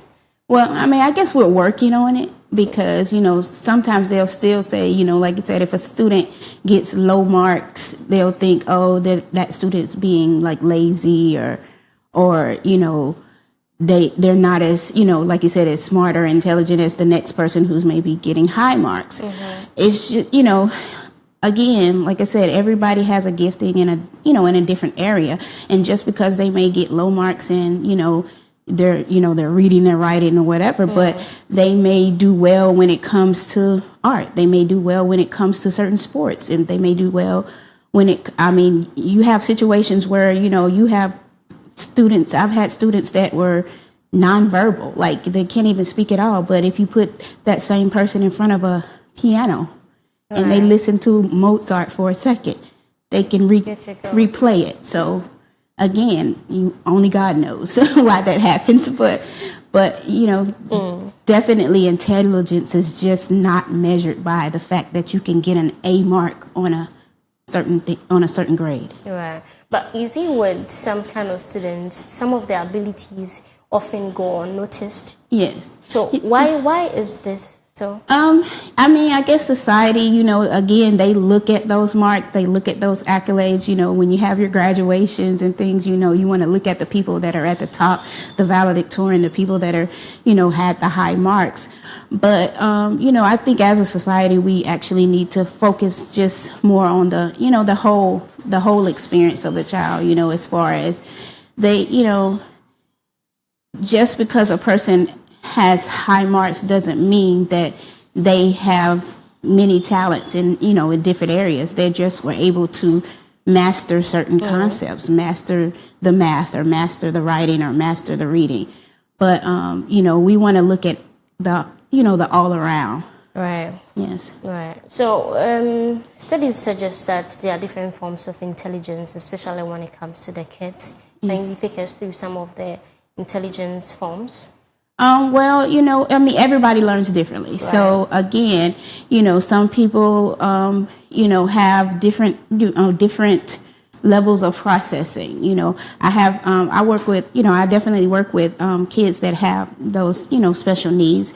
And I have some kids that may not process as fast as other kids, but then they may have a talent in a different area. So again, some people, learn by seeing. Some people learn by actually putting their hands on it, hands-on type of learning. Some people learn by if they actually, read it and, actually write it down. So again, like I said, everybody has a gifting in a certain area, and that doesn't, negate the fact that everybody is able to have some form of intelligence. Everybody can learn. Everybody can be successful in a specific area. All right. Can a child be actually lacking when it comes to mathematics and English, but would still be intelligent? Yeah. Oh, definitely. I mean, just in my personal life, I'm a math person. I love math, and it always came easy to me. Yeah. But my oldest daughter, she did really horrible when it came to math. But she's like the most amazing artist. She can paint and draw and do amazing things on the canvas. And then she's also a dancer. She dances beautifully. So it's just like, but I'm not skilled in in those areas. But as far as her being intelligent, she's the most intelligent person that I know. But can that also be from growing up, like your childhood, your upbringing? Because personally, growing up, I didn't get my parents are not really good at mathematics to help me with my homework and all of that. Yeah. But when it comes to drawing, when it comes to maybe doing some other things, I'm very, very good at it, like with drawings. Just because my mom would keep me in the room, would give me a drawing book or a drawing sheet, keep me busy, just do what you have to do. Do you think the upbringing also adds up to it? Well, yeah, it has a factor. Definitely intelligence is kind of like 50%, I'll say, genetics, and then 50% what you actually work and do. As far as knowing, about your children, definitely watch them and see what they're, good at. Expose them, expose them to different things, because you really won't know what they're good at until you actually, being able to view that and see that. Growing up, my kids, I tried to, yes, I did make education and, learning to read and learning to write and comprehend important, but I also allowed them to do other things. Right. I put them in sports activities. I put them in art activities and just to see what they kind of lean towards and what they enjoy. Right. So, as far as intelligence being solely genetic or solely, work, it's a combination of both. Right. Yeah. But then how do you think our parents should, respond to some of these issues? Because it turns out that maybe the previous, generation of parents don't really pay attention. Yes. Because they want you to go to school. Yeah. Monday and they want Friday, you to get the high marks. They just want you to be there. Yes. Overlooking the fact that you are good at some other things. So what would you say, or training should parents adopt when it comes to the matter of intelligence in their children? Well, it just takes, observation. You have to, make sure you pay attention to your children and see what they do. You may, like you said, your mom wasn't really good at the math, but again, even though she's not good at it, she still focused on the fact that, education was important. And if she wasn't good at something, she may have been able to find somebody who was good at it and kind of get you some help. Just observing your kids, seeing what they may struggle with, because I know sometimes it can get a little costly to kind of evaluate your kids and things of that nature. But you definitely have to look at your kids and see what they're struggling with or what they're doing good with, and then do your best to try to find that assistance to help in those matters. Right. And so to add up to what you just said, in the Ghanaian society, we I don't know whether it happens to other societies, but in Ghana specifically, we come in a community where mostly is the extended family. They tend to compare you to your siblings. They tend to compare you to your cousins, your old cousins, younger cousins. And Felicia is doing so well in school. She's she's just graduated, and you are still in class 1. What, again, with the parents, what do you think they should adopt? Because it tends to have some kind of, self-esteem and on the child as well. Oh yeah, I mean, definitely, it's not a good practice. I mean, as parents, we need to make sure we're changing our thinking when it comes to that. Comparison again can mess with the child's self-esteem. They feel like they're not good enough. But, we definitely need to change our thinking and, again, focus on what your child can do. Just an example, in my daughter, the same daughter I was speaking of before, she's done a few extra years in university that, most people go and they do it, they do their 4 years. But just because she's doing a 5th year doesn't mean she is less than, any other student who finished in their 3 or their 4. But, you get to that, those points when you get there. Your successes are personal. It's just, you may not do it at the same rate or the same time as someone else. But, your successes are just as important as anyone else's. Right. But then the question comes again, why do parents, keep falling in the comparison trap like over and over again? I mean, like I said, it's just society. It's our upbringing. It's our upbringing. And that's a hard, I guess it's a hard nut to crack. Right. They look at, their maybe their siblings and their siblings' children and things, and they say, hey, well, mine are not doing, the same as, the others' kids or whatever the case may be. But like I said, just overall changing our thinking as a new generation of parents, we need to change our thinking because it's not healthy. It's not healthy, and it doesn't cause your children to be more successful when you do those comparisons. Right. It looks like society sometimes does a lot of harm. Yes, they do. In so many ways. And it's a good thing that as a society, sometimes we need to, construct and then construct again. It's like we have to unlearn some of the old ways that our parents have, brought us up in. So, Exactly. But then what are some of the alternatives, parents can adopt to avoid comparisons instead of teaching them to learn from each other? Because sometimes it goes to the extent of creating this kind of resentment towards your sibling, because always all the time your parents have to, your sister is doing well. It creates resentment as time goes on. As far as, again, unlearn that, question of comparing.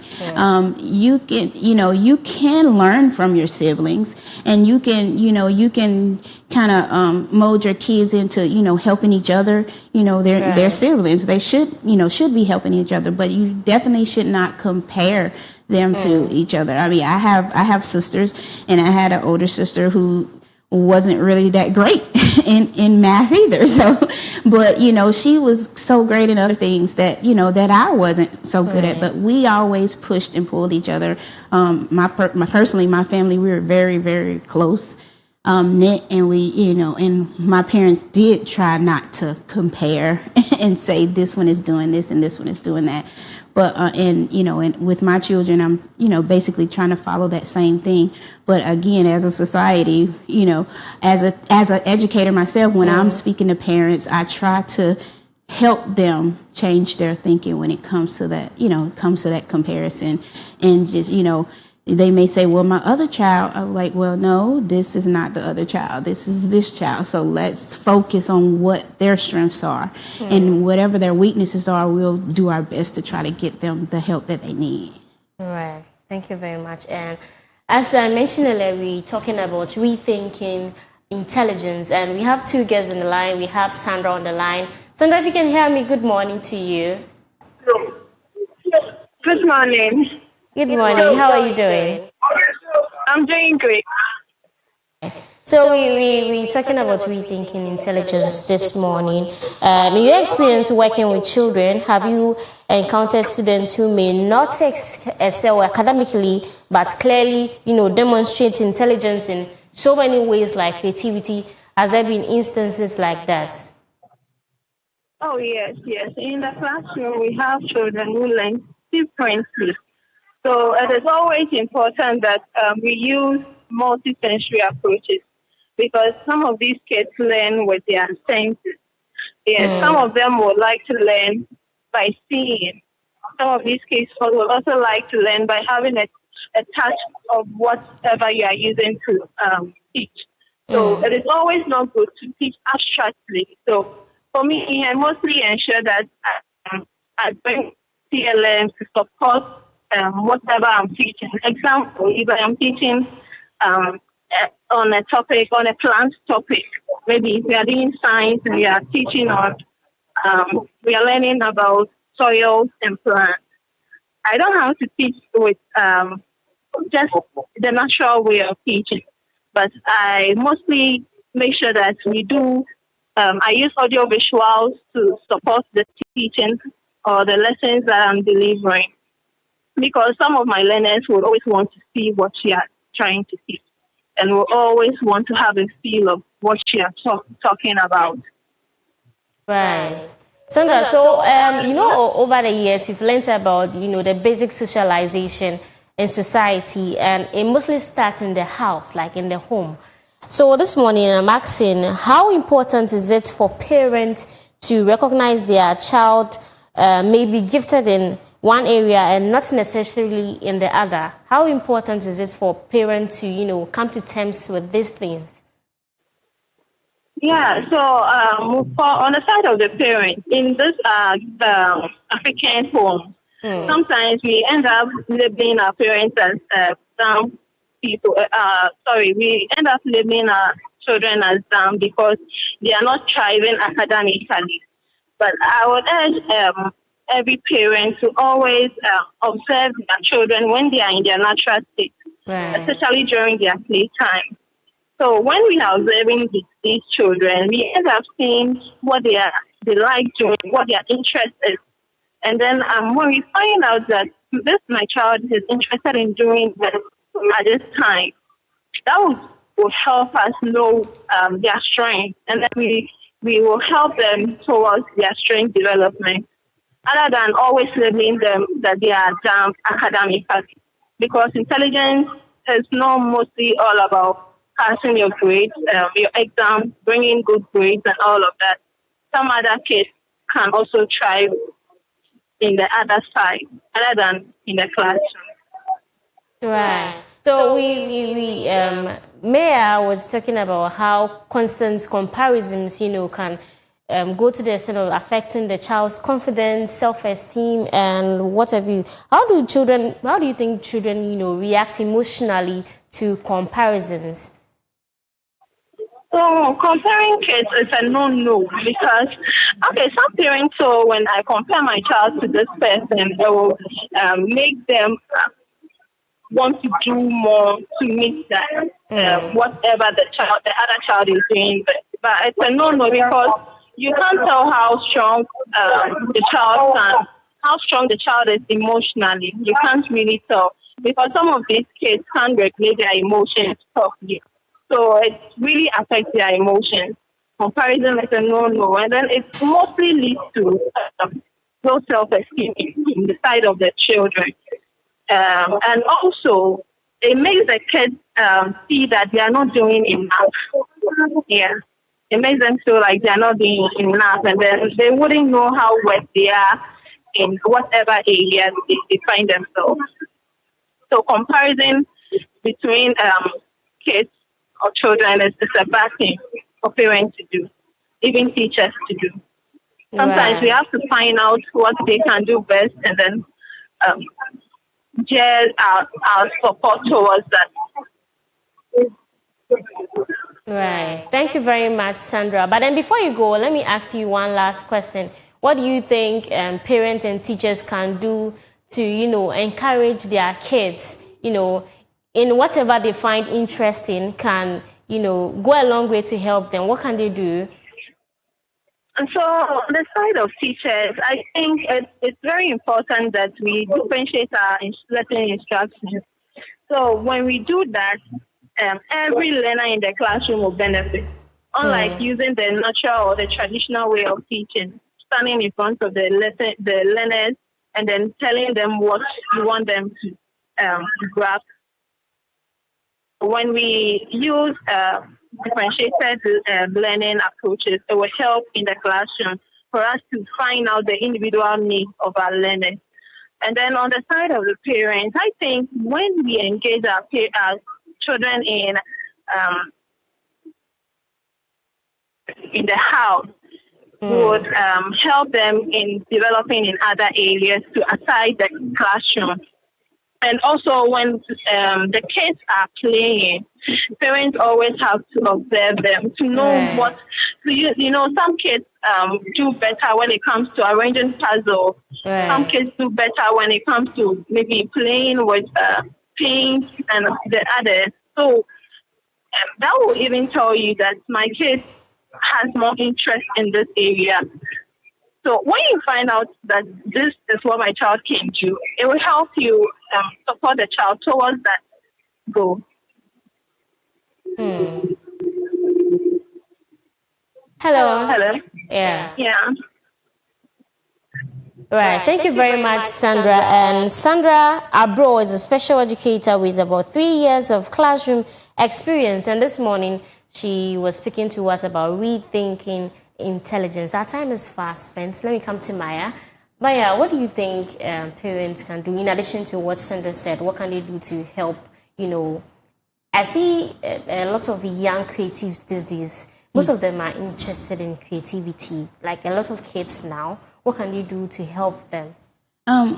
Just like was said previously, just making sure you're paying attention to what your child is doing, looking at them while they're playing, including them in the activities of the home. When I was growing up, my mom, she would be cooking and she would just pull us into the kitchen and we'll ask questions and she'll show us things and it helped. So that's why, me and my sisters, all of us are really good cooks because we were involved in everything in the household.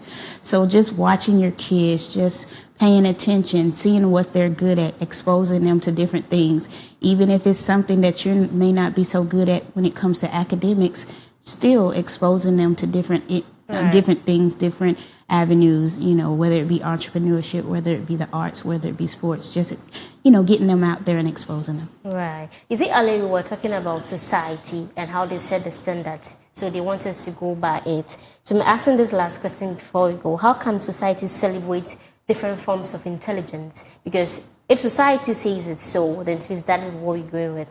So what should society celebrate when it comes to intelligence? Well, they just should have a more broad view of intelligence. Just not just celebrating the the PhDs, but also celebrating the people who excel in the arts, the people who excel in sports, the people who excel in it may be somebody who's a brick mason. If they're the best brick mason out there, give them those accolades. All right. Let's go with another last question. What would you say to parents, teachers? I mean, even the young ones probably may be watching us. What advice do you have for them? Well, I would say, when you're looking at your kids, see what they're talented at, see what they're great at, and try to cultivate that. Again, everybody in the U.S. we talk about, everybody going to college or everybody going to a university. Everybody may not be meant to do that, but, cultivate whatever talents and skills that your children have, and, push them to be the best in whatever area that is. All right. Thank you very much, Maya, for being on our show today. And we have discussed about rethinking intelligence. As parents, we shouldn't force our kids to success, but we should guide them on discovering themselves along the way. That's the best way they can fit into society if they love what they are doing. Thank you very much. It's been a very insightful conversation on the show. Now let's have some birthday celebrants as we wrap up the lifestyle segment. I heard today was your birthday.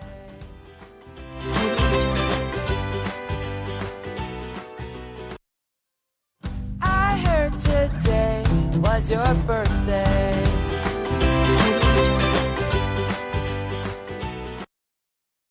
And so this is from Peter to Abena, and he's saying that today is your day and you absolutely deserve all the love, joy, and celebration coming your way. Wishing you, I've lost line. Wishing you a birthday as amazing and incredible as you, with so much love from Peter to Abena. Happy day going out to you, Abena. And this is from Cheryl Laye to Pastor Christian Chega of ICGC Restoration Temple, wishing you a lifetime of God's grace, unending testimonies, and unspeakable joy. You are a true blessing to the body of Christ, and I pray for strength and more grace to keep doing the Lord's work. You are highly blessed and favored and forever cherished. This is from Cheryl Laye to Pastor Christian Chega of ICGC Restoration Temple. And this is from, I don't want to mention the full name, but to Nana and Nana. This is from Bonsu to Nana and Nana. They're saying the happy birthday to my gorgeous daughters. May God's endless blessings pour over you always. With all my love, Auntie Love from Clockside Clinic. Okay, this is coming from Auntie Love from Clockside Clinic to Nana and Nana. And happy birthday, Festus Saki, wishing you the most amazing day filled with joy, laughter, and all the good things you deserve. Keep being the incredible person you are. The world is better with you in it. Big love from Mimi.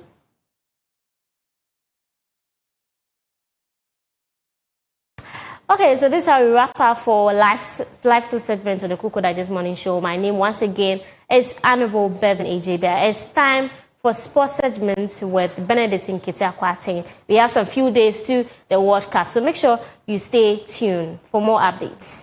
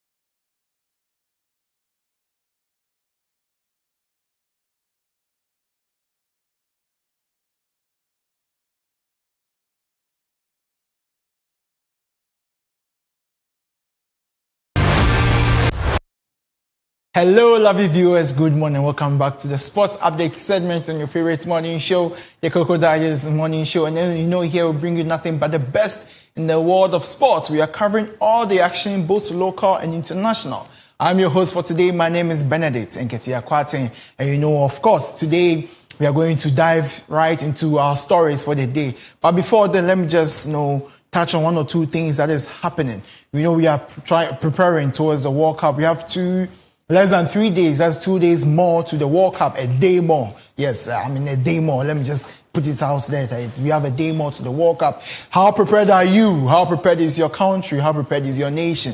Have you been able to go over? Are you traveling for the World Cup? Are you going to watch the World Cup? Are you watching the opening ceremony or not? What is going to happen to you? Are you going to watch from your homes? Are you going to watch on YouTube? Whatever the question is, whichever answer that you have. Clock Sports, we are going to bring you all the updates on the World Cup 2026, Mexico, USA, Canada. So I want to just assure you viewers that you stick and stay with Clock TV as we bring you updates on the World Cup. Now let's move on to our first story for today. And our first story for today is, of course, about the World Cup. And this is in relation to the Ghana Black Stars. So the World Cup 2026, no friendly game for Black Stars before opener against Panama. That is by the GFA. So in preparation towards the World Cup, most of the national countries, most of the countries participating in the World Cup, even those not participating, because there was a game, a friendly game between Nigeria, who did not qualify for the World Cup. Yes, but most of the countries participating in the World Cup are playing some friendlies just to, equip their boys, prepare their players, and then, side them, help them team bond and all that. So one of the things that is going to happen was Ghana was supposed to play a last friendly. After our friendly against Wales, we were supposed to prepare and play a last friendly against Honduras and then Jamaica. Unfortunately, this plan had collapsed. That means we're not going to participate in this friendly anymore. What is going to happen now is we're going to prepare, very well, since the competition, that is the World Cup, is beginning very soon. So we're going to just drop off the friendly game that was going to be played against Honduras. We have withdrawn from the negotiations against Honduras, and GFA made a statement. So let me just quote. At this point, it is a big no. Playing another friendly game. We don't have any game on paper at this point. It doesn't look likely, but I am in the position to rule out. I'm not in the position to rule out anything yet. That is GFA boss speaking to the press about the preparations for the Black Stars towards the World Cup, the competition that is going to happen. So no, at this moment, you're not going to play any friendly game. He also stated, and I quote, "If the coach wants a game, we arrange. If he doesn't need a game, we move." We told him about a second game before we played against Wales. We're looking forward to it. Unfortunately, it didn't happen.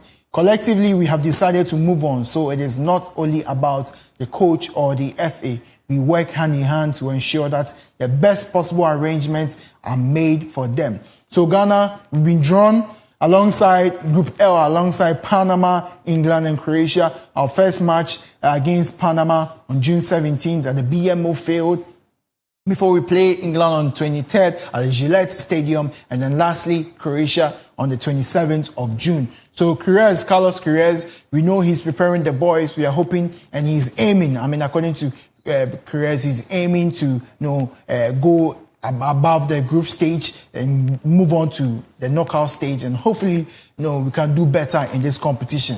Now let's move on to our next story for the day. Our next story for today, still on the World Cup. So World Cup 2026, South Africa players to earn $120,000 each for group stage participation.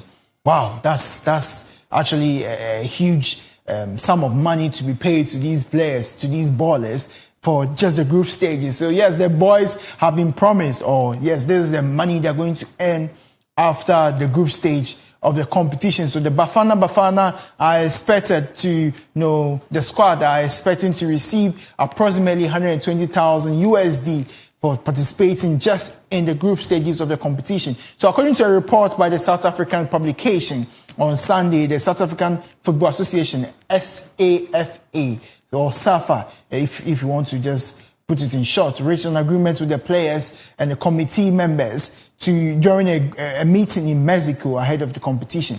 So we know that the boys are preparing for this competition. Of course, they had some friendly games that were played, which helped them prepare adequately for this competition. And now, based on projections and all that, the boys are anticipating to go beyond the group stage of the competition. Also, just as the Black Stars perform better in this competition, and then they've been promised they are expecting an amount of $120,000 each. FIFA has guaranteed $9 million for reaching the group stage of the expanded 48 tournament competition. So yes, now the tournament is no more 36, 38, it's 48 team tournament, which means that the boys are going to play all round, and then after the games, the FIFA is promising $9 million USD. Aside that, the South African Football Federation is also promising $120,000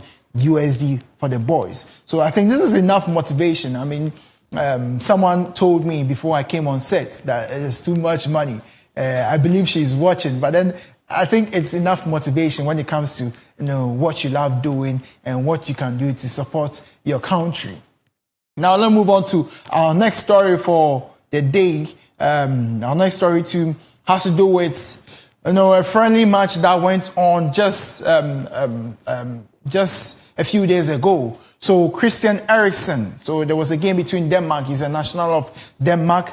There was a friendly game between Denmark and Ukraine, where the game was suspended around the 70th minute just because Christian Eriksen, for the second time in less than 5 years, collapsed on the pitch during the game.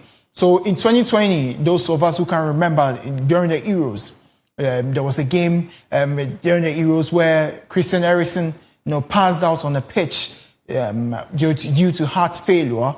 And then the boys, different opponents, and then his colleagues surrounded him. He had the first aid on the pitch, and God being so good, he was able to come back better. After that, he's been able to play in other competitive games. He plays for Manchester United. He was able to feature in most of their games during the season. And just a few days ago, during a friendly game between Ukraine and Denmark, this is also in preparation towards the World Cup. Unfortunately, he had to, he collapsed on the pitch for the second time. So this is actually, it's alarming. For you to pass out second time is actually alarming, and we hope that he will make up the decision to just resign from the sport. We know this is what he loves doing, but we can't lose you because of what you love doing. You've done enough. He has made his mark. He has written his name in the record books when it comes to sports or football game. He's one of the prolific midfielders out there. His attacking prowess are also good. He's a sharp attacker, sharp midfielder. Unfortunately, due to heart failures, would also advise that he would just hang his boots and then sit this one out, especially during the World Cup, which has a lot of intensity, high intensity coming up. We know a lot is going to happen.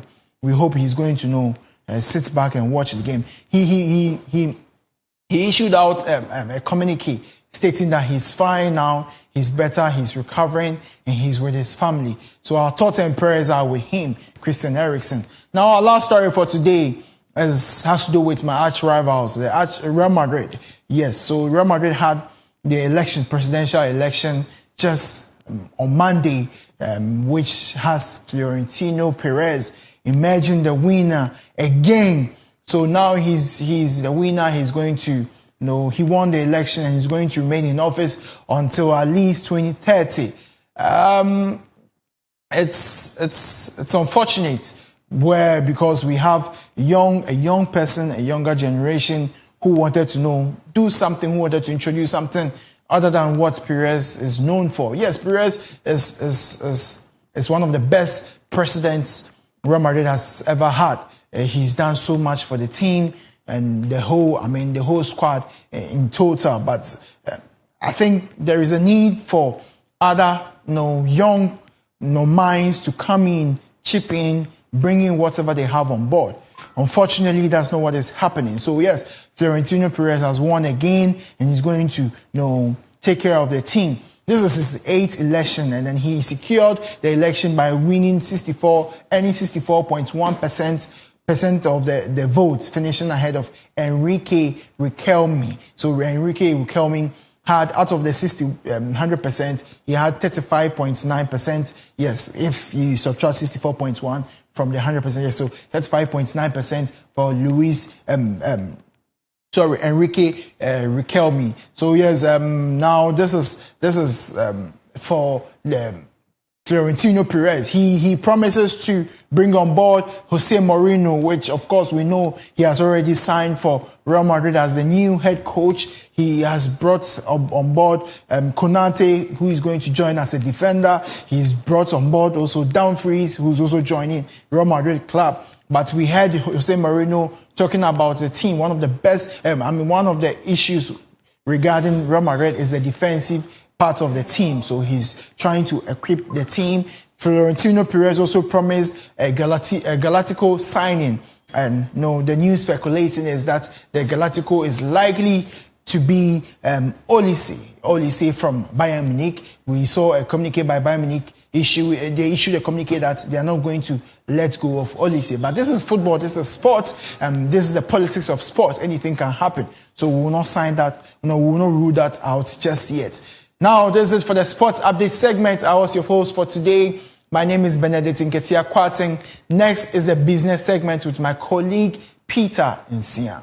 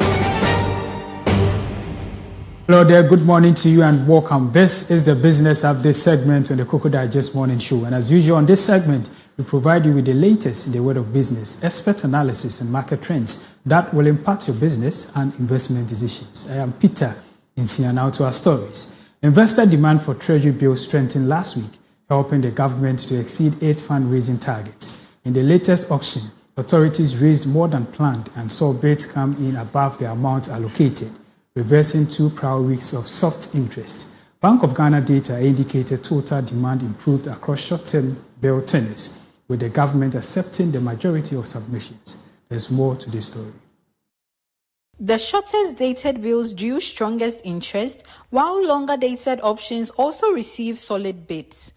Alongside the improved demand, yields edged upward across the maturity range, suggesting investors were more willing to commit funds as returns improved. Analysts link the recovery to the gradual increase in rates, supporting investor appetite. Looking ahead, the government expects to raise a larger amount. Away from Treasury bill, government has cleared the entire 1.05 billion Ghana cedis it owed Senate for 2024. According to Senate Director General Kwesi Afribani, they said the settlement was completed by the end of March 2025, with payments largely made in cash over 70% of the total. The only notable exception occurred in the last quarter of 2024 when a short-term instrument was issued. Specifically, a December-issued T-bill was used to cover obligations for October, November and December, maturing in 2025. Mr. Baini said no contribution arrears were carried into 2025, adding that 2025 began without outstanding debts. He also noted that the government made advance payments before 2026, reducing what it owed in January. Employers are generally expected to pay by the 14th of the following month. On to our last story, the Chief Executive Officer of the National Petroleum Authority, Godwin Edward-Tamaklo, said the government aims for at least 50% of Ghanaians to have access to liquefied petroleum gas for cooking by 2030. He expressed optimism that public policy support and private sector investment, such as the new LPG vessel and storage facilities, along with initiatives like the cylinder recirculation model, would help achieve the target and even exceed it. Mr. Tamaklo noted that while the NPA remains committed to regulating, monitoring, and ensuring safe distribution and use of petroleum products, safety cannot be delivered through regulation alone. He called for industry compliance, consumer vigilance, and community awareness, urging households to practice leak checks, use certified cylinders and accessories, store LPG properly with adequate ventilation, and conduct regular maintenance. He announced nationwide education campaigns and stakeholder engagement to promote LPG safety. And that's how we wrap up on Business Update segment on the Koko Digest Morning Show. I'm Peter. And up next is the main discussion with Yajira Awono. Please stay with us.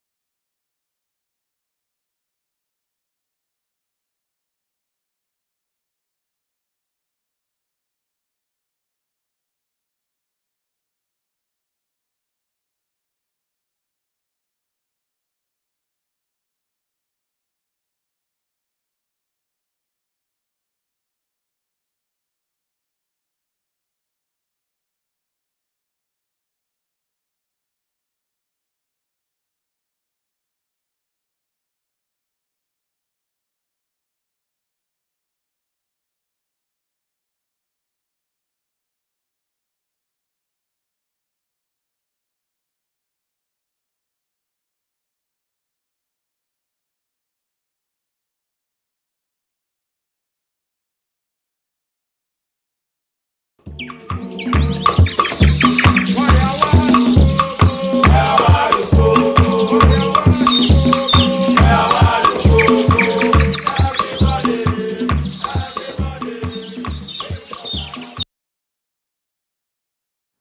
back to the Koko Digest Morning Show. And if you're just tuning in, it's time to have our main discussion. And today we are talking about the rising issue among children, that is the rising chest and lung problems that children are facing these days, and what the cause could be. And having this conversation with me is Mr. Kelvin Osei Boateng. He is a social impact leader and general secretary at the Souls of Hope. And it's a non-governmental organization, yes. So he is the social impact leader and the general secretary at Souls of Hope. So, good morning. Morning. How are you doing? I'm well, thank you. I hope you're well too. I'm well too. Thank you for joining us today. And this seems to be an issue that a lot of kids are facing these days. We see that most of the time children are in hospitals and it's for one lung issue or a chest infection or the other. So about this, being an NGO and all of that too, I think I have to try and arrange my questions. So first and foremost, I should ask about the NGO, then we come into... So yes, Souls of Hope. What's the Souls of Hope about? Okay, so good morning to all our lovely viewers once again. My name is Kelvin Osei Boateng, and as you rightly mentioned, I'm the General Secretary of Souls of Hope. So, a little bit about Souls of Hope. Souls of Hope is a non-profit organization, and what we do is we empower needy children to go to school. We pay their fees, we give them educational materials, we give them books, laptops, and support their education. Right. And also, we have our clean water initiatives, where we go to communities affected by illegal mining to, construct boreholes for them to have clean water in their communities. We also have our initiatives in digital literacy too as well. And we have a lot of initiatives coming up. And currently this one is the one we are doing for health, and we are focusing on lung health in kids. Okay. So would you be able to speak to some of the prevalent lung health issues kids are facing? Well, yes, I can. Okay. So now with the lung health, what inspired picking this particular topic for the health initiative? Okay, so with this particular initiative, it's quite personal to me because living in a community where, a factory is being built right in front of my house. Yes, in a residential area built by the Chinese, where they produce plastic. All the smoke and the emission from the factory comes directly into the community. And even when you come there, you realize that even the dogs in the area are even not looking too good. And then you see, when it comes to children too as well, their organs, or let me say their lungs, are still growing or are still building. So they are more prone to have this kind of lung infections. Okay. So I looked at the environment and I realized that it's not only going on in where I live, and it's going on in several areas. So why not we create some awareness about this and look at ways whereby we can curb or solve this kind of issues. Right. Yeah. So with the environmental aspect to it, is there any other aspect that in carrying out your situational analysis, you realize that maybe there are other factors contributing to this issue? Yes, there are a lot of environmental factors, like just as I mentioned, smoke from factories, and we also have, dust.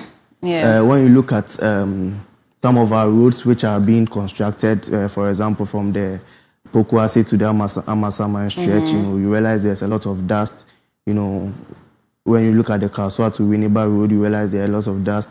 That one also contributes to this kind of issues. We also have emissions from vehicles. Yes, and we have a lot of environmental factors which, contribute to this lung issues. Yeah. So, how, I think these days, certain people seem to think that because of the foods we eat, we are more prone to illnesses like cancer and the rest. Is that also something that could be a factor with kids too, in that maybe nowadays the quality of food and drink is also causing them to not necessarily have the full immunity to certain things? Yes. Yeah, right. Yeah. Okay. So coming back to this also with the health again, did you find out anything with regards to vaccinations? Because I remember that during COVID, all this conspiracy theories regarding vaccines being bad and whatnot. Do you think that there has been a decline in parents wanting to vaccinate their kids against the 6 killer childhood diseases? Yes. In anticipation of the health awareness or the lung health awareness we want to carry on, we visited the Kolebu Pediatric Unit, where we had a lot of kids, suffering from this issue. And then we spoke to some of the health officials on grounds, and they mentioned that, it's really a problem. Even for the parents to bring their kids to the hospital is an issue, because when you look at this respiratory or when you look at these lung issues, it has, similar symptoms with normal cough, breathing. So normally these parents treat these infections as cough. They just go to the over the counter to buy this normal cough syrups and for their children until it becomes, something that they can no longer control. That's when they bring them to the hospital. And then sometimes it makes it really difficult for the doctors too as well. Okay, yes. So let's come to Souls of Hope, your role in this. So what are some of the interventions that you are currently implementing to reduce some of these respiratory illnesses in children? Okay, so thank you. Currently we are, creating an awareness, and then also we are organizing a fundraiser to support the kids at the Kolebu Pediatric Unit suffering from these respiratory illnesses. We have some people coming on board to support us. We have BTech Connected. They are a tech community. They are coming on board with their community to support us. We have diverse SIPs. They will be refreshing us on that day. We have Anti-Christie's Chips too, who will be refreshing us on that day.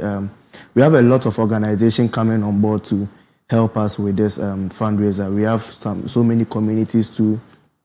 We personally will be selling T-shirts. There will be food vendors and everything. And all proceeds from this will be going directly to support the Kolebu Pediatric Unit, to supporting their medicines, their healthcare, clothing and all that. Right. Yeah. So are you also partnering with maybe even the Kolebu Teaching Hospital, maybe some of the healthcare professionals in educating people around about the dangers of pollution? Yes, we are. Currently, we are in talks with the Ministry of Health and then also the Kolebu. I have a meeting with them right after this interview, and then we'll be going around to schools, to educate them on this lung health and all that. So yes, we are into, yes. So are there enough, outreach programs like yours, out there that, are targeting schools to educate them on such issues?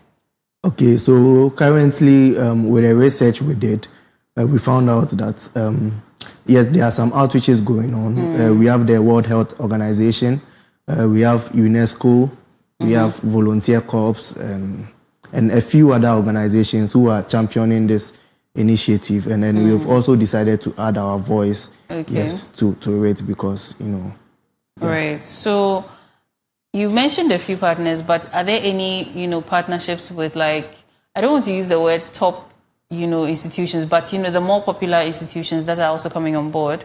Well, with the popular institutions, we are currently, we've sent out some proposals and all that, and some of them are yet to come on board. But with this kind of things too, sometimes you need to involve the community around you as well, because there's always power in community. So yes, with the top brands, we have some who are yet to respond to us, but yes, our community too is ready and willing to support this initiative. Okay. So aside the Ministry of Health, are there any other government agencies that you are looking to partner with for this initiative? Okay, so currently, no, it's only the Ministry of Health that, Okay, so what about maybe the Ministry of Gender and Children's Social Protection? Okay. Is that also something that you'd consider? Well, we've sent a letter to them because they are my people. Right. That's the social welfare people. Yeah. Yes, we are always in talks. So they know about and they are coming on board to support us too as well. All right. Yeah. Okay. So how can your NGO better support families who cannot afford regular medical care for their children who have maybe these chronic coughs and asthma and even other lung issues? Yes, so first of all, through education. So through educating these families on how to avoid or how to, control this kind of situations is very important. And also through interventions like fundraising, like how we are organizing, yes. So fundraising for these families or for these hospitals too, is very important in this case. All right. Okay, so in the next maybe 2 minutes, I would like you to give us an overview of the fundraiser, the upcoming fundraiser, and what we should expect. Okay, so the fundraiser is going to happen on the 20th of June at 6 a.m. Okay. We will be converging at Ayi Mensah police station, and then it's almost like a health walk. Okay. Or you can run, you can jog, you can climb, anything you want to do. But we'll be walking from 5 kilometers from Ayi Mensah to Peduase. Okay. Yes, and then we'll all meet up there at Peduase. We'll eat, drink, network with other fellow change makers too, as well. Have fun. But basically, the whole goal is to fundraise. Yes, so we'll sell some stuff, some T-shirts, some water bottles. There will be food vendors. There will be music. There will be a whole lot of activities. We'll have games and all that. So that's happening at Ayi Mensah? No, that's happening at Peduase. Okay, Peduase. We'll be meeting at Ayi Mensah. Okay, then you walk to Peduase. Yes. Okay. It's just 5 kilometers. 5 kilometers. That would burn some of the calories, right? Yes. So aside, the government agencies and some brands, do you also have other NGOs also partnering with you for this as well? Yes, we have some other NGOs partnering with us.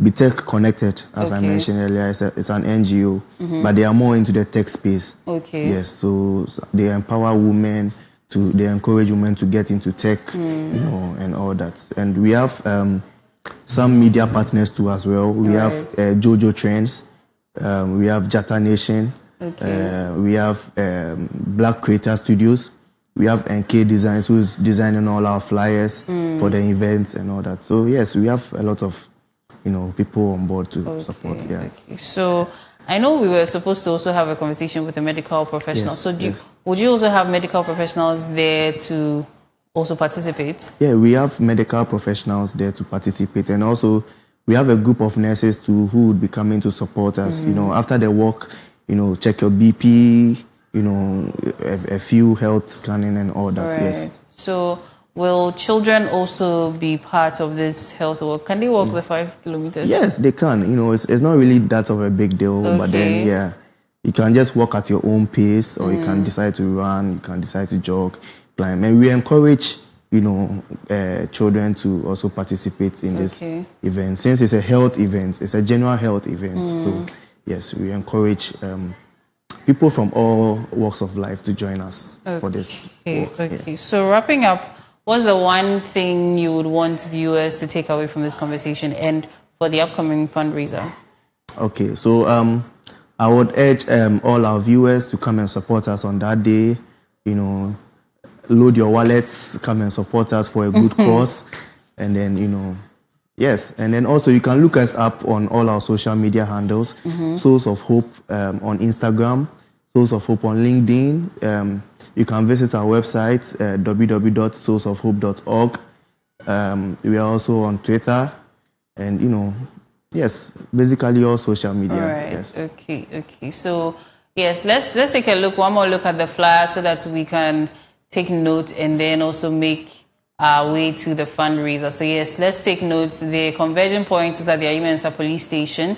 And then the walk is a 5 kilometer walk all the way up to Peduase. So please let's take note and join this fundraiser by the Souls of Hope NGO to help fund the medical bills for some of the kids that are suffering in their pediatric units at Kolebu Teaching Hospital. Thank you so much, Mr. Kelvin. Thank you. Osei Boateng, Yes, sorry. sir. Thank you so much for joining us here. And this brings us to the end of the Koko Digest morning show. I will see you bright and early on Thursday morning. Do have a good day. Okay. Thank you so much.